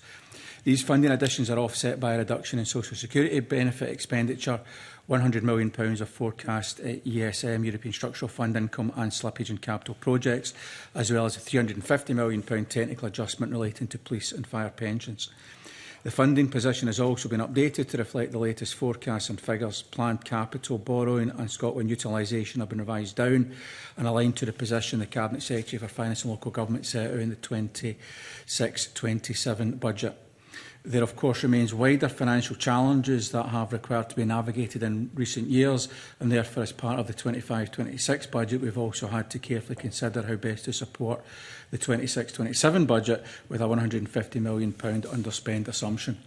The technical, Whitehall and internal transfers are presented in the document in the usual way, and the supporting document to the spring budget revision and the finance update prepared by my officials provides further background on the net changes, as well as updates on information requested by the committee. And I'm happy to answer any questions the committee may have. Thank you. Thank you very much for that brief opening statement, Minister. And first of all, I want to thank you for the amount of detail that the Scottish Government now provides in terms of spring and autumn revisions. I mean, I think it's 156 pages in this document. I mean, we used to get a fraction of that, so there's certainly been an improvement in transparency over the years, and that's greatly appreciated. One of the things I just wonder if you can touch on, I know it's said that it doesn't actually affect the government's spending plans, but if we look at the technical changes, you know, we're talking about a net increase in the budget of £3,777.6 million, which looks as if the budget's getting something in the region of a 5% increase just on that alone, more than that in fact, more than 6%.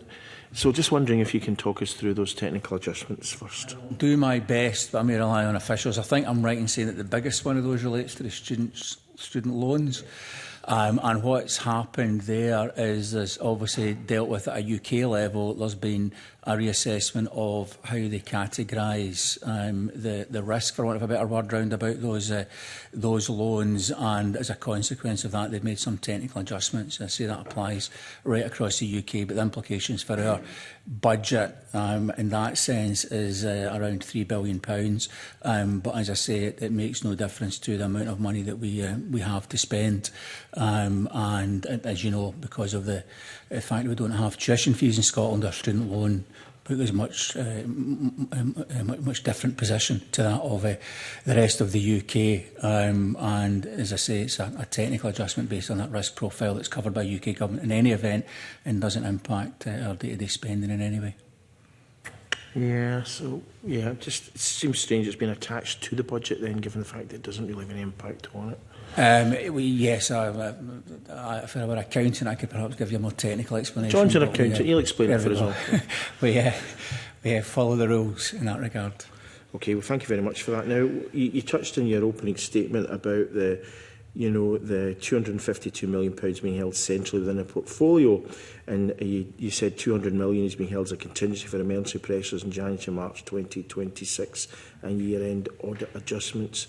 And it's understandable that contingency is held, but why was that specific sum of money selected as opposed to 250 or 150 million or any other sum? Oh, why is it not a round number? It's a round number. I mean, the 200 million certainly is. I mean, there's a 52 million potential carry forward. I'm just wondering how that sum is arrived at, really.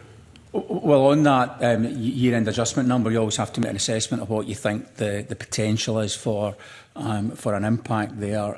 Those sound like big numbers, but clearly in the context of a £60 billion plus Scottish budget, and the fact that we need to make our final decisions on borrowing in the middle of March, we've still got scope at that point for there to be changes. And if you look back historically, there have been changes running, I think, up and over 100 million on occasions as a consequence of year-end audit adjustments. So we need to keep some money for that and for anything that happens in those final few weeks of the financial year. But as I say, nothing's lost there, because anything that is there obviously just carries forward into the following financial year. Yeah, I mean, it looks like a large sum of money, but it's barely a day's resource expenditure for the Parliament when one thinks about it in those terms. Now, Social Security portfolio is a funding reduction of £226.2 million. And what I found interesting was that the adult disability payment is £208 million less than was anticipated, which is about 6% less, I think, than was originally anticipated. Now, when I looked at the kind of documents, it more or less said that, that there was a kind of fewer people applying and perhaps a tightening up of the way in which these would be assessed. Is that a fair description? Well, first of all, a couple of points. These numbers obviously come originally from SFC, Scottish Fiscal Commission, who will make their assessment in terms of what they think we need to put in the budget, which is the right way to do that, so that it's an independent assessment of that, and then we work within that. Secondly, the numbers are big, but obviously in the context of the whole Social Security budget, it's about 3%. But you're right on that specific benefit. It's a significant number in absolute terms. And as you say, it is demand-led, so the extent to which that would be the factors that are driving that, I'm sure there'll be many and various factors, because Social Security Scotland will respond to the applications and the demand side of that process. In terms of the comment you made about being stricter on things, I think it's important to recognise that some numbers are quoted on this, and it's not my portfolio, so I'm not across all the detail on it, but a lot of the original assessment on that was based on benefits that were or individuals that were transferred from the previous UK system, and of course they'd already been through various checks and so on. So I think when people talk about a very small number being changed following on from that, it's important to recognise that those individuals had already been through the UK process. Really. But I think it's fair to say that Social Security Scotland prides itself on its dignity and fairness approach, but obviously is conscious that it's looking after public money, and all of that needs to be treated in the round. I mean, the Scottish child payment is £14 million less than anticipated. Is that because, for example, the parents moved into a level of employment whereby the children weren't eligible, for example? Well, again, I mean, these are forecast numbers from SFC. They'll be based on a whole range of different factors and assumptions, and those assumptions could change. But you're right in terms of the eligibility for that could be, well, it's largely driven by universal credit eligibility and a number of other factors. And if people find themselves in a position where they are perhaps earning more than they thought, then the claim there would be less. But as I say, there's a range of factors that could be affecting that. 4% off the forecast. So I'm just wondering if it's a... if it's good news in a way, if you think about it, I mean, if there's fewer people who require the Scottish Child Payment, then that surely is a positive story in terms of the health of the Scottish economy, one would suggest. This is absolutely one possible driver of that, and I think we'll work hard to make sure that people are claiming the benefit, so underclaiming could be an issue, but as I say, assuming everything else being equal, then it would indicate that less people are in need of the benefit, which, as you say, would be a positive sign.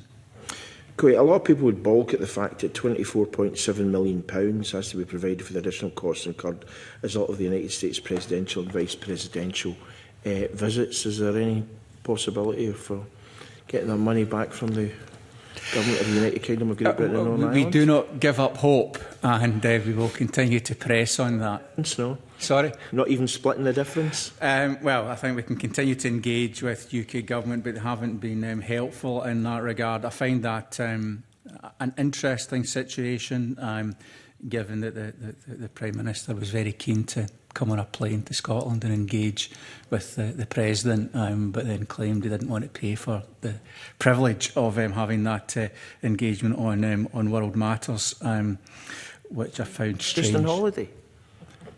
Well, I think it still costs us millions. I haven't seen the minutes of the meeting, but Mallorca, maybe. You know. Sorry? Can you not maybe give him a ticket for Mallorca or something like that next time he fancies visiting, saves a few quid? So, in terms of what we did, the First Minister, sorry, the Prime Minister discussed with the President, I don't know, but I would imagine it wasn't just chit-chat and that international affairs were mentioned. Okay. Now, we talked about the child payment, and that may or may not be good news. One hope, I mean, claimant, I think, is the number of claimants is high, so I would hope that there'd be good news, as I talked about, in terms of the economy. But in the transport portfolio, it doesn't look like good news, because what we've got is slippage in projects within ferry services of 38.4 million, which, of course, is quite substantial. Yeah, I think it's important to recognise that there, and I don't have all the detail on all of that, but I can get back to if there's any specifics you want to, any more information on. But clearly there'll be big projects in there, and capital projects do, of course, when you're making the projection on what you're going to be spending, and then once you're in year, a period of time later, there will be variables that could affect that. Both things will speed up and slow down, so I think there'll always be movement, and again that's in the context of a significant capital budget overall. I'm not convinced there's a lot of speeding up been going on. I mean, in terms of this portfolio, it says here, ferry service has been reduced by 38.4 million, as I touched on. This is driven by reprofiling of vessel procurement, harbour works, dry dock repairs, and a reduction to resilience payments required. And the last thing might be good in that if there's less resilience payments required, fair enough. But given the amount of time the ferries that serve my island communities have been in dry dock over the last year, I mean, there's a real concern if there's any kind of slippage in terms of reprofiling and indeed work that's been undertaken to ensure the fleet is up to scratch and optimising its service provision. I take the point, and I think we would, but as I say, there'll be reasons for the specifics in that, and if you want any more information, I can get that from transport colleagues. Thank you, that would be helpful. Just a couple more points for me, because I've got colleagues who are keen to come in. The climate action and energy portfolio has got a reduction of £157.6 million. Now, other political parties may claim that climate change is a hoax. I don't think any of the parties around this table actually believe it is. So it's obviously a concern that there's been considerable slippage in terms of that. And offshore wind being reduced by £102.9 million is obviously a particular worry. So I'm just wondering if you can talk us through that. Yeah, I mean, again, the offshore wind spending will be partnered up with private sector investment that's coming in, and clearly having a complete assessment of that in advance of time when the budgets are made isn't always possible. So that funding may not get deployed at the rate that we would have thought, depending on other factors that are outside our control. Okay, so when you say outside your control, what are we talking about there? That's the issue. Say if that money is going to leverage on private sector investment, then you would have to make an assessment of when that would happen, advance of time, and the budget's laid down, but that may or may not come through in the time frame that you expect, because there's other people making decisions on that. And just lastly for me, there's others that want to come in, but I'm sure colleagues will come in on those. If not, I'll revisit them at the end. But just the other thing I was wanting to touch on was the housing portfolio. Good and bad news. There's a net reduction of £6 million because of 15 million. There's a reduction of £50 million of additional financial transaction receipts. So I wonder if you can talk to us about that. And £27 million reduction in demand for impacted heating and builds, capital expenditure. The good news, of course, is that we had £36 million more provided for affordable housing. So it's a bit of you know, it swings and roundabouts there, but the net reduction is still 6 million. So I'm just wondering if you can talk us through those two items. I don't have anything on the specifics on that, convener, but we can come back to you on that. As I say, I think that 6 million in the context of the overall budget is a relatively small number. Okay, fair enough. I shall leave other things to the end if necessary, but I'm sure colleagues will cover most, if not everything else. John, followed by Craig. Thanks very much, convener. Yeah, the convener's touched on a few things already. The MacLeod adjustment, 34 million it is. I know that's an area that we've discussed with yourself before, Minister. Can you clarify what that 34 million is? Yeah, so this goes back to the conversations that you're having on an ongoing basis with SPPA, and I understand that Mr Patharan will be back in to see you again shortly. And as you know, I'm working very, very closely with them. I've got very regular calls. I've visited SPPA. We've put in additional funding to support their asks in terms of additional resource. There's quite a bit of automation, extensive amount of automation going on to speed up the process. But if you look back through the history of that, the original timelines were unrealistic, given that clarification on many of the points from HMRC in terms of the tax treatment of these calculations was received very, very late in the day, and other challenges. So effectively what that is an allocation from UK government in anticipation of what they thought the payments would have been in that financial year, but clearly those didn't happen because SPP, along with all the other pension providers across the UK, public sector pension providers, are not where they'd want to be in terms of making those payments yet. That's just a delay in the payments. Eventually it'll come back through again. I think there may actually be one or two things in that category. Just again, the Social Security side, the adult disability payment, more people are exiting the scheme than was expected. Now, I didn't quite understand why people would be exiting the scheme. Is that because they've got better, or they've got a job, or because it shouldn't be? They should get it whether they get a job or not, shouldn't they? Yes, and I wouldn't know. I need to check in terms of does that taper out eventually. I'm not sure that it does or not. But you're right. It would, if it's people exiting, then it would be people who would be no longer eligible for the benefit for whatever reason. Yeah, and say they may have got better. Well, hopefully, which is a good thing. Yes, I'm kind of intrigued, but I mean, I accept that we're still fairly new on some of these benefits, and it'll take time to settle down.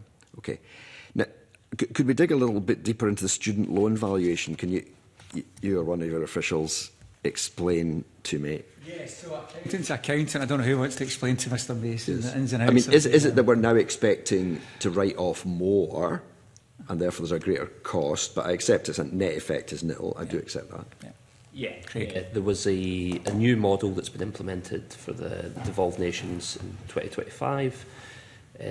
England had kind of gradually moved to that model over the course of a number of years up to 2022, and as part of that, the valuation of the loan book was that it was overstated, and there's an impairment to bring that down to a lower level. So this level of adjustment's a one-off correcting adjustment rather than something we'd expect to see annually. But it does bring the loan book down as a consequence quite significantly. We're more pessimistic now than we were as to how much is actually going to come back in. Exactly. Yeah, the new model, it's kind of UK-wide model being used to forecast repayments. Its earnings projections are lower than previously forecast, and that's impacting obviously the level when people's earnings impact when they start the repayments, and that's flowing through into the net book value of the loan book. Well, it's good. It's a more accurate valuation. Fair enough. The Scottish National Investment Bank, it says, so in the Deputy Minister's portfolio, 127.4 million of budget cover for technical adjustments. This includes 80 million for the Scottish National Investment Bank to offset changes in the value of the bank's existing investments. Is that because we're writing things off? Well, I don't know if officials are getting more detail on that, but clearly that's an ongoing process in terms of the investments they make some of which obviously will be more successful than others, but I don't know. It'll be, again, a write-down on value of carrying investments, not necessarily a write-off, but right. Well, that was kind of what I was wondering. Carrying value rather than a kind of crystallisation of a write-off. Right, because something like Orbex, I think there's SNIB money in it. There's a bit of uncertainty around that, I think, as I understand it. So it might be that actually there's still a value, but the value's reduced rather than it's gone bust. Yeah, because the budget's coming through as a technical adjustment, it'll be like an AME budget cover to reflect accounting impairments rather than a formal write-off, which would potentially have a resource hit, cost Dell budget rather than AME. Right. Okay. Well, that actually touches on the next question I was going to ask, which, I mean, we don't really have Dell and AME. These are Westminster terms, as I understand it. We've just got resource. So we get AME funding coming through, and our officials keep me out on the technicalities, but AME funding comes through as a non-cash to support things like pensions and other aspects like that from UK government, which is funded by them. So again, it's not something we can access to spend. They manage that and they fund that. Right. Because when it was the Social Security, one of the discussions we were having was that if Social Security overspent because it's demand-led, in the UK, they can treat that as AME, is that right? But in Scotland, we can't, because we just don't have that AME facility, do we? So we do have AME, and things like our pensions are funded through AME. There's certain rules for something to be funded through AME, so per the Statement of Funding Policy, if something is, say, volatile or it's comparable to the UK, then we can fund it through AME. The reason our social security benefits are funded through Dell is that we're not comparable to the UK because our benefits are more generous and more expensive. So therefore we don't have the option to fund that through AME, we have to fund it through Dell. Okay, I'll leave that one. I think just now I'm not sure I've totally got on top of it, but anyway, that's fine. Landfill tax, if I can find the right page here. So again, I was a little bit unsure that the block grant adjustment has changed. I mean, is that partly because the UK has been more successful at reducing landfill than we have, or it's page 16 of the guidance? I think it's paragraph 77, 78. There we go. Yeah. Thanks, Craig. So the block grant adjustment will be based on the revenues that the UK government are expecting to receive from landfill tax. So if the BGA is increased, they'll be expecting to, I guess, have performed presumably worse than anticipated in reducing landfill because people are paying more to landfill their waste. Negative block grant adjustment. That's So because of the landfill tax and also stamp, LBTT, the Scottish Government, the stamp duty is devolved. Our funding is reduced by an amount to offset the fact that we can collect those taxes ourselves. So an increase in a negative means the UK government is performing or is collecting more taxes. If that makes sense. May have lost the room. They're collecting more taxes, and so we've been more successful in the landfill than they have.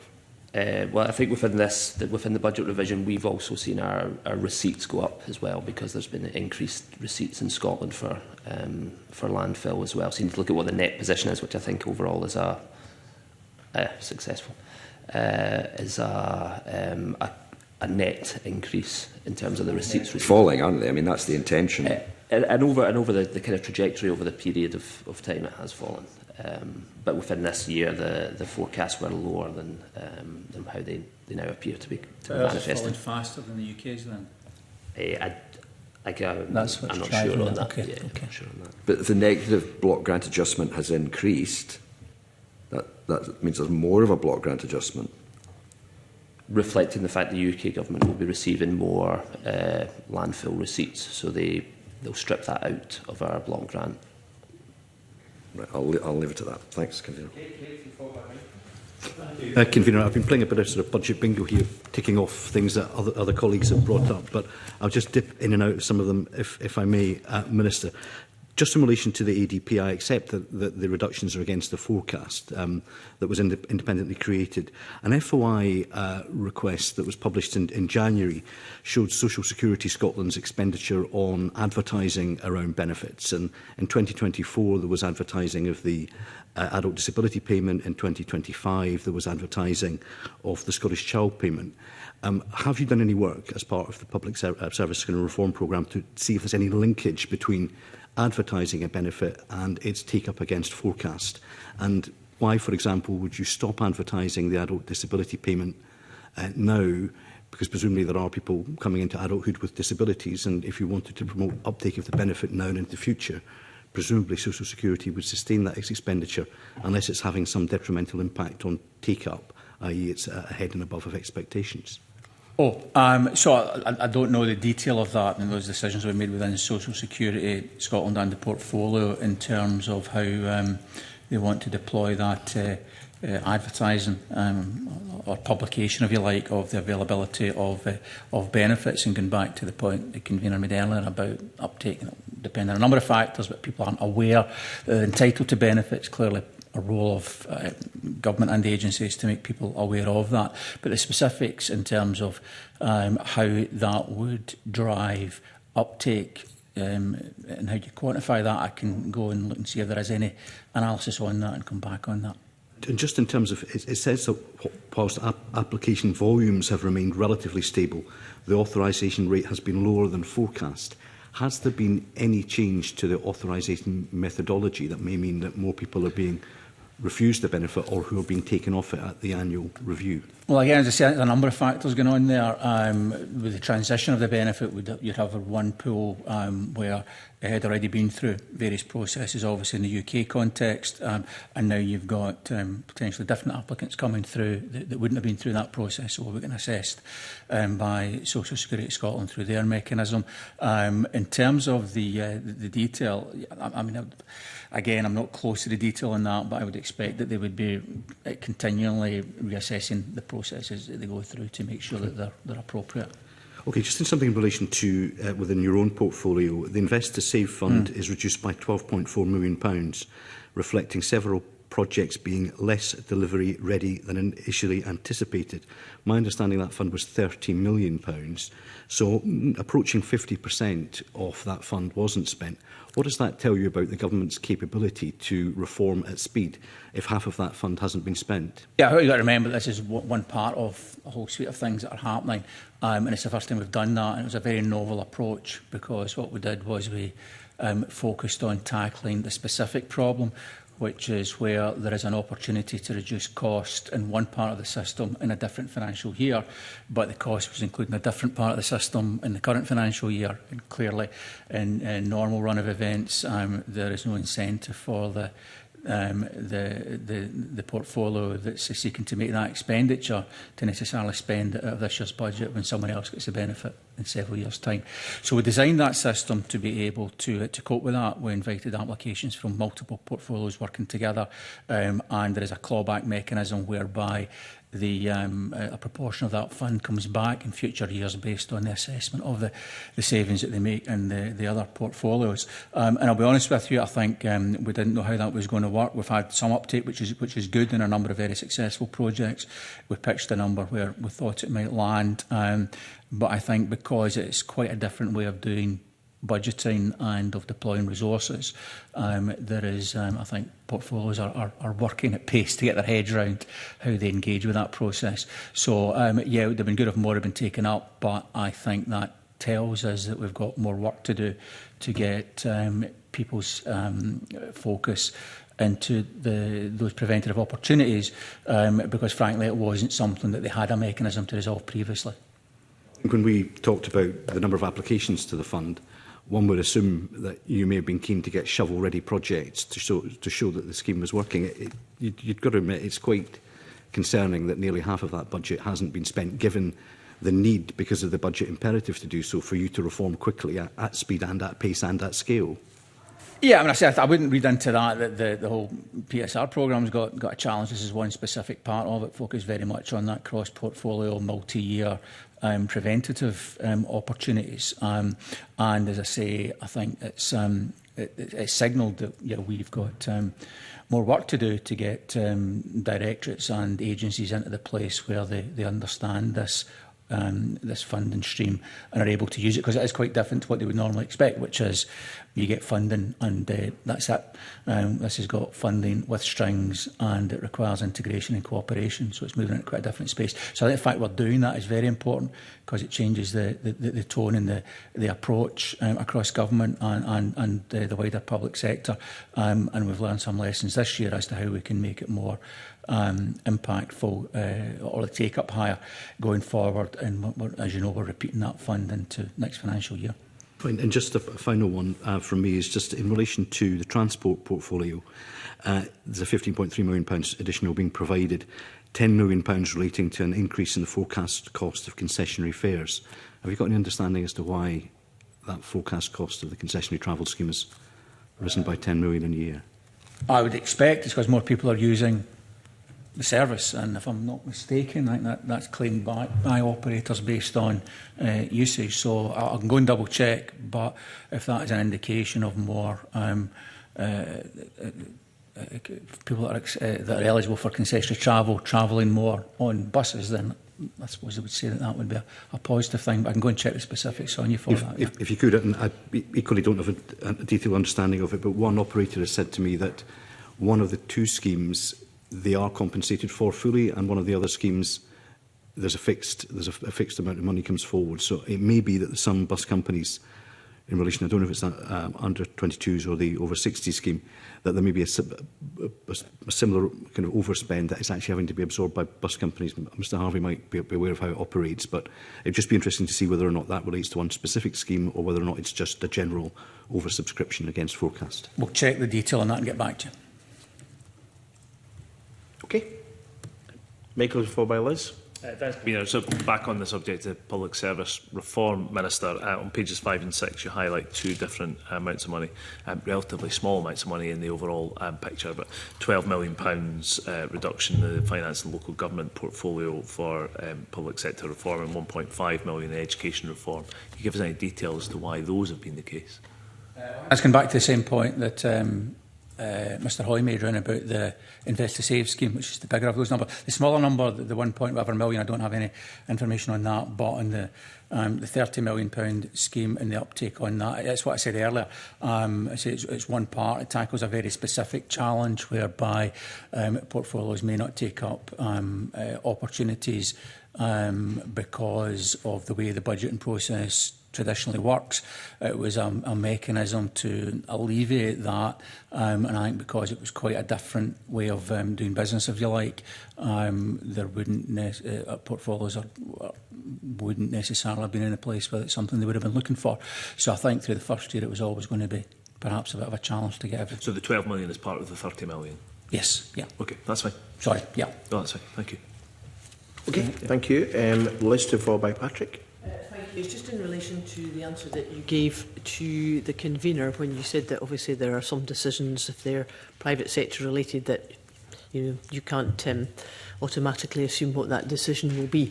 Could you just update us on the discussions that are taking place within government, which you yourself have referred to in the Chamber and the Deputy First Minister has referred to quite a lot, about the collaboration between the private and public sectors, particularly when it comes to infrastructure investment? What sort of stage are you at with these discussions, given the fiscal constraints on infrastructure development? Well, clearly those are, the government's focus on investment, the Deputy First Minister leads, is to understand the appetite within different parts of the investment community, and obviously it's a wide and varied landscape for investment in public sector opportunities. Now, there's a lot of work going on in the relevant directorate on the Scotland Invest portal, which is identifying projects that the private sector may have an interest in, But doing the work to get those to a level of detail and granularity so that the prospectus is what you would call investor ready, and investors can identify from it how the business case stacks up in a way that they would understand. So that work is obviously ongoing. And in terms of the mechanisms that could be used there, it will depend on the nature of the opportunity to some extent.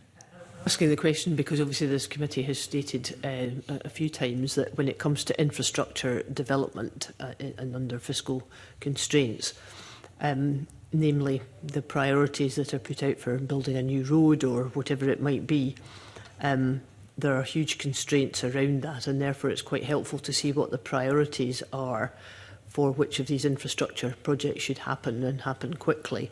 And obviously some of that could benefit from collaboration with the private sector. And I just wonder, after the election, if there would be consideration given by the Scottish Government to be very transparent about not only these discussions, but what kind of activities are in play to try to ensure that there is better investment from that angle. As I say, it's an ongoing process. It's about working hard with investors, and that can be everything from VCs. We've talked about pension funds. It can be it can be international investors, sovereign or otherwise, and there's a whole range of partners that you could be engaging with. And obviously, the Deputy First Minister's just back from a trip to the Emirates, where there was extensive discussion with potential investors in terms of things that may be appropriate for them.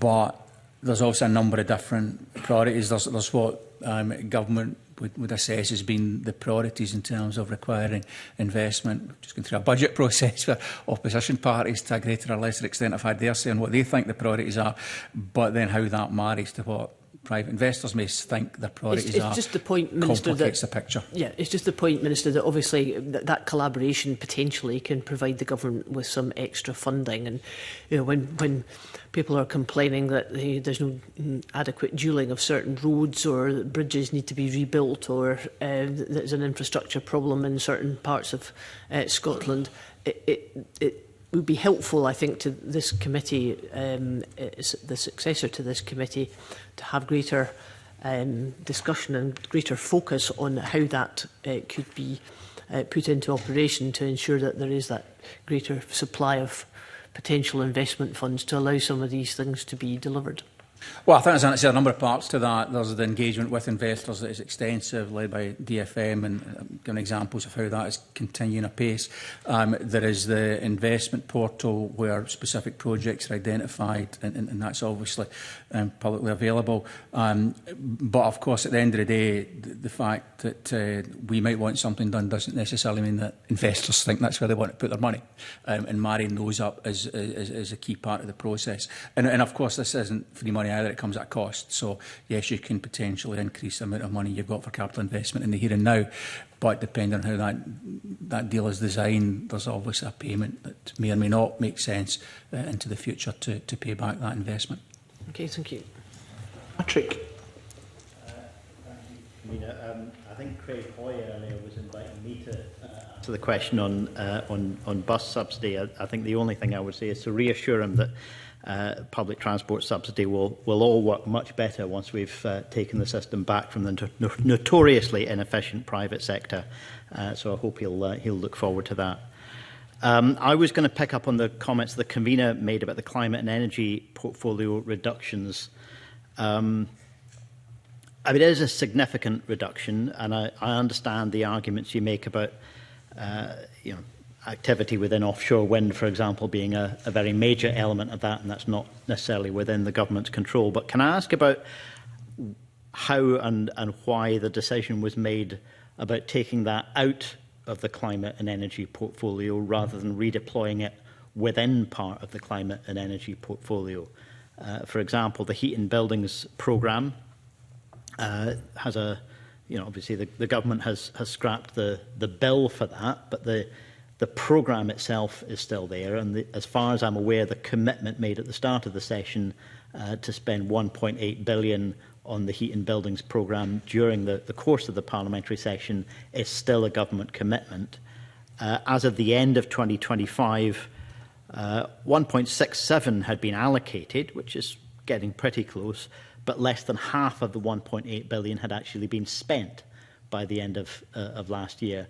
So did the climate and energy portfolio make a bid, at least within government, to say that that money that's not going to be spent as a result of changes in the offshore wind sector should be redeployed within other parts of the climate portfolio which are underperforming so badly?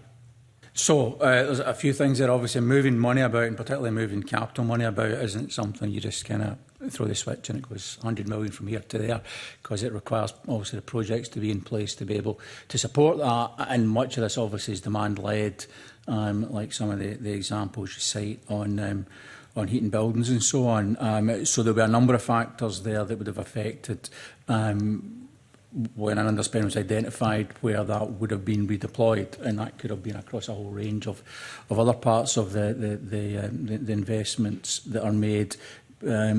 Yes, based on priorities, but also very much based on the readiness of those projects to be able to deploy those funds in the time period available. And in terms of the specific discussion, that would have been a conversation or a discussion between the Cabinet Secretary and the relevant portfolio. So I wasn't specifically involved in that conversation, but if there's any specifics you want on that, I can seek to find more detail around about what was proposed.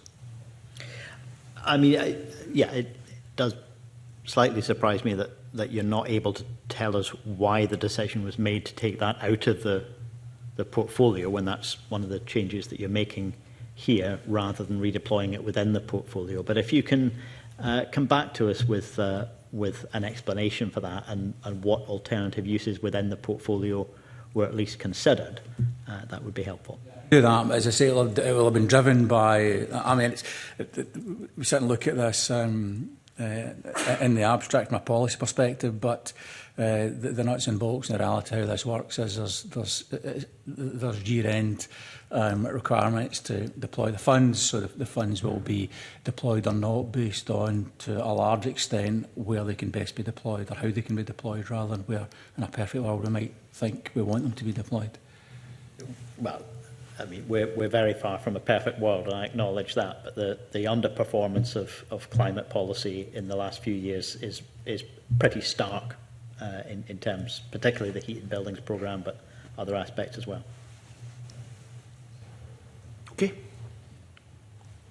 Right, thank you. Just a few more questions for me just to wind up. I mean, one of the issues that we have every year is about pensions, and so there's a 115.7 million increase in the forecast costs for future NHS and teachers' pension costs.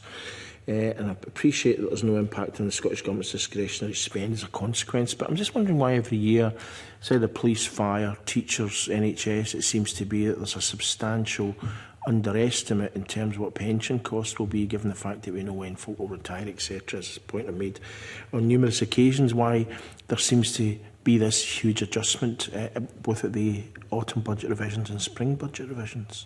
I'll maybe let officials comment on that, but I think in terms of the total pension bill, I'm not sure how that would sit in terms of percentages. And obviously the biggest one this year, if I'm not mistaken, would be the 300 plus million in terms of that reclassification from Delta Amy on certain pensions. And obviously it's affected by a range of factors, including the number of people are retiring, and people may choose to retire early, obviously, or make those decisions or other decisions that they may make.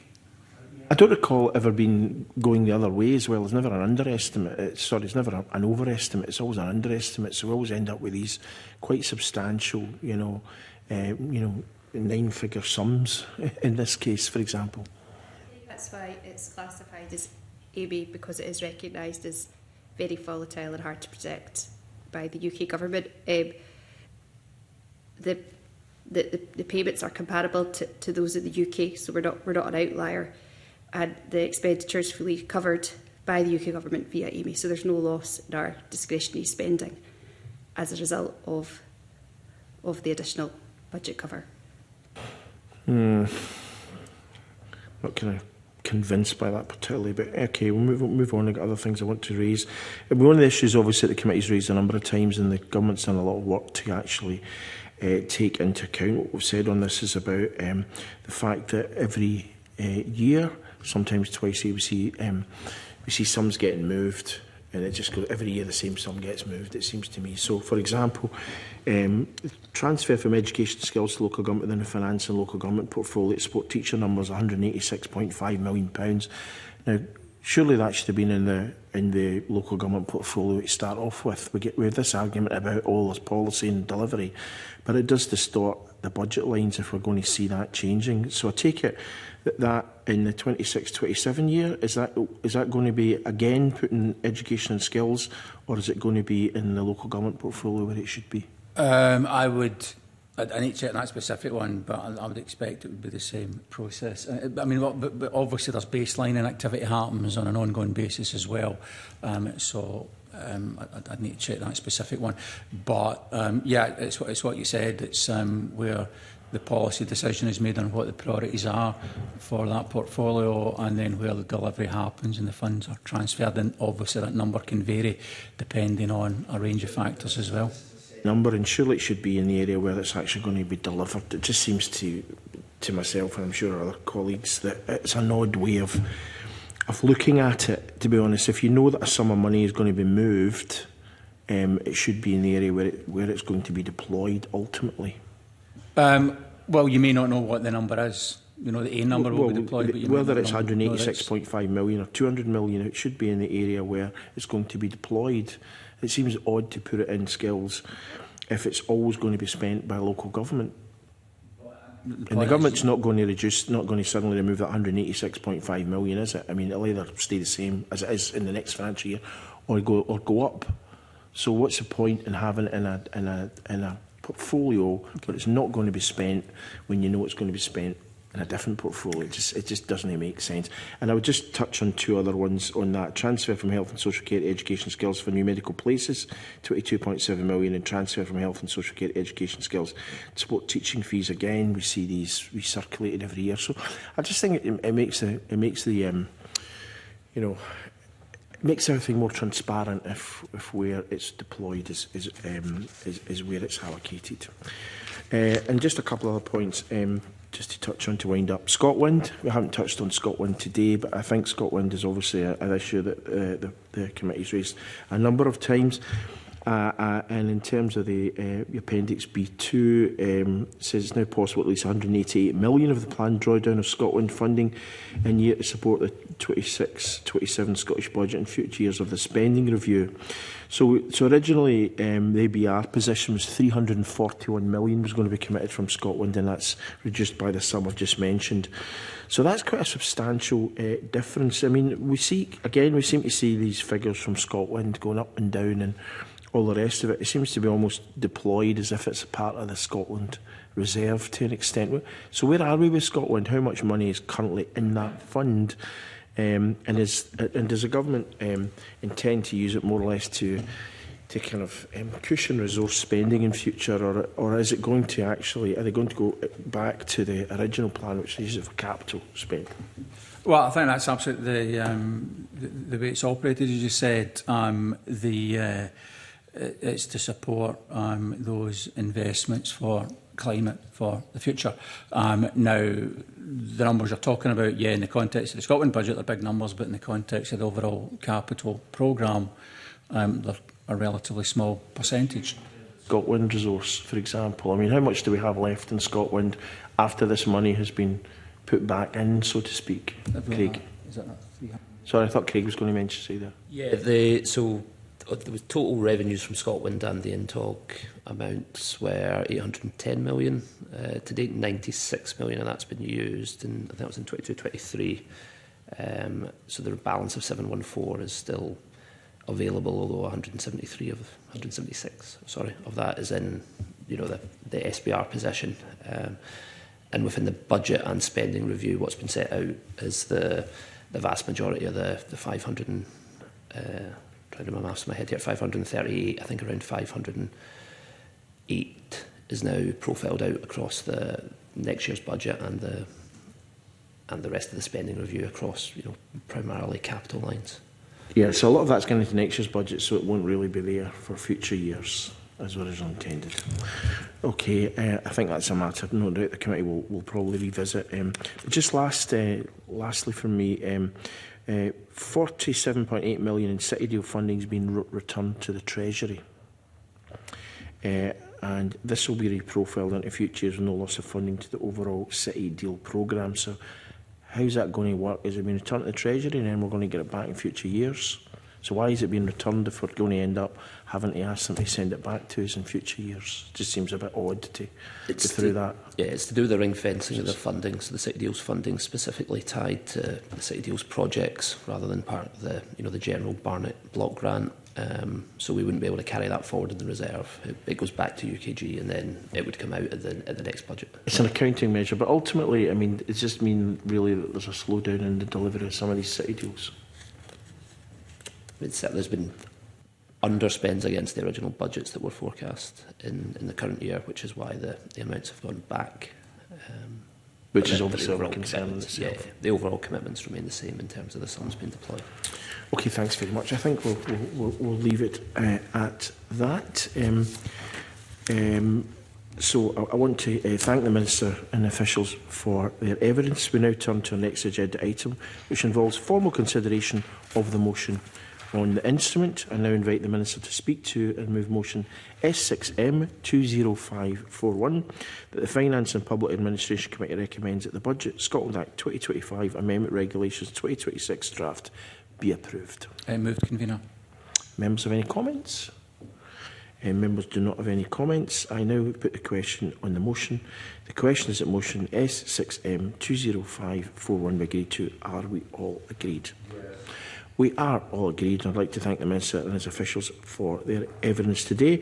We'll publish a short report to Parliament setting out a decision on the regulations, and as that was the last item on our public agenda, I now move the meeting into private, so we'll just call a 2-minute break to allow our guests and official report and broadcasting to leave. Thank you.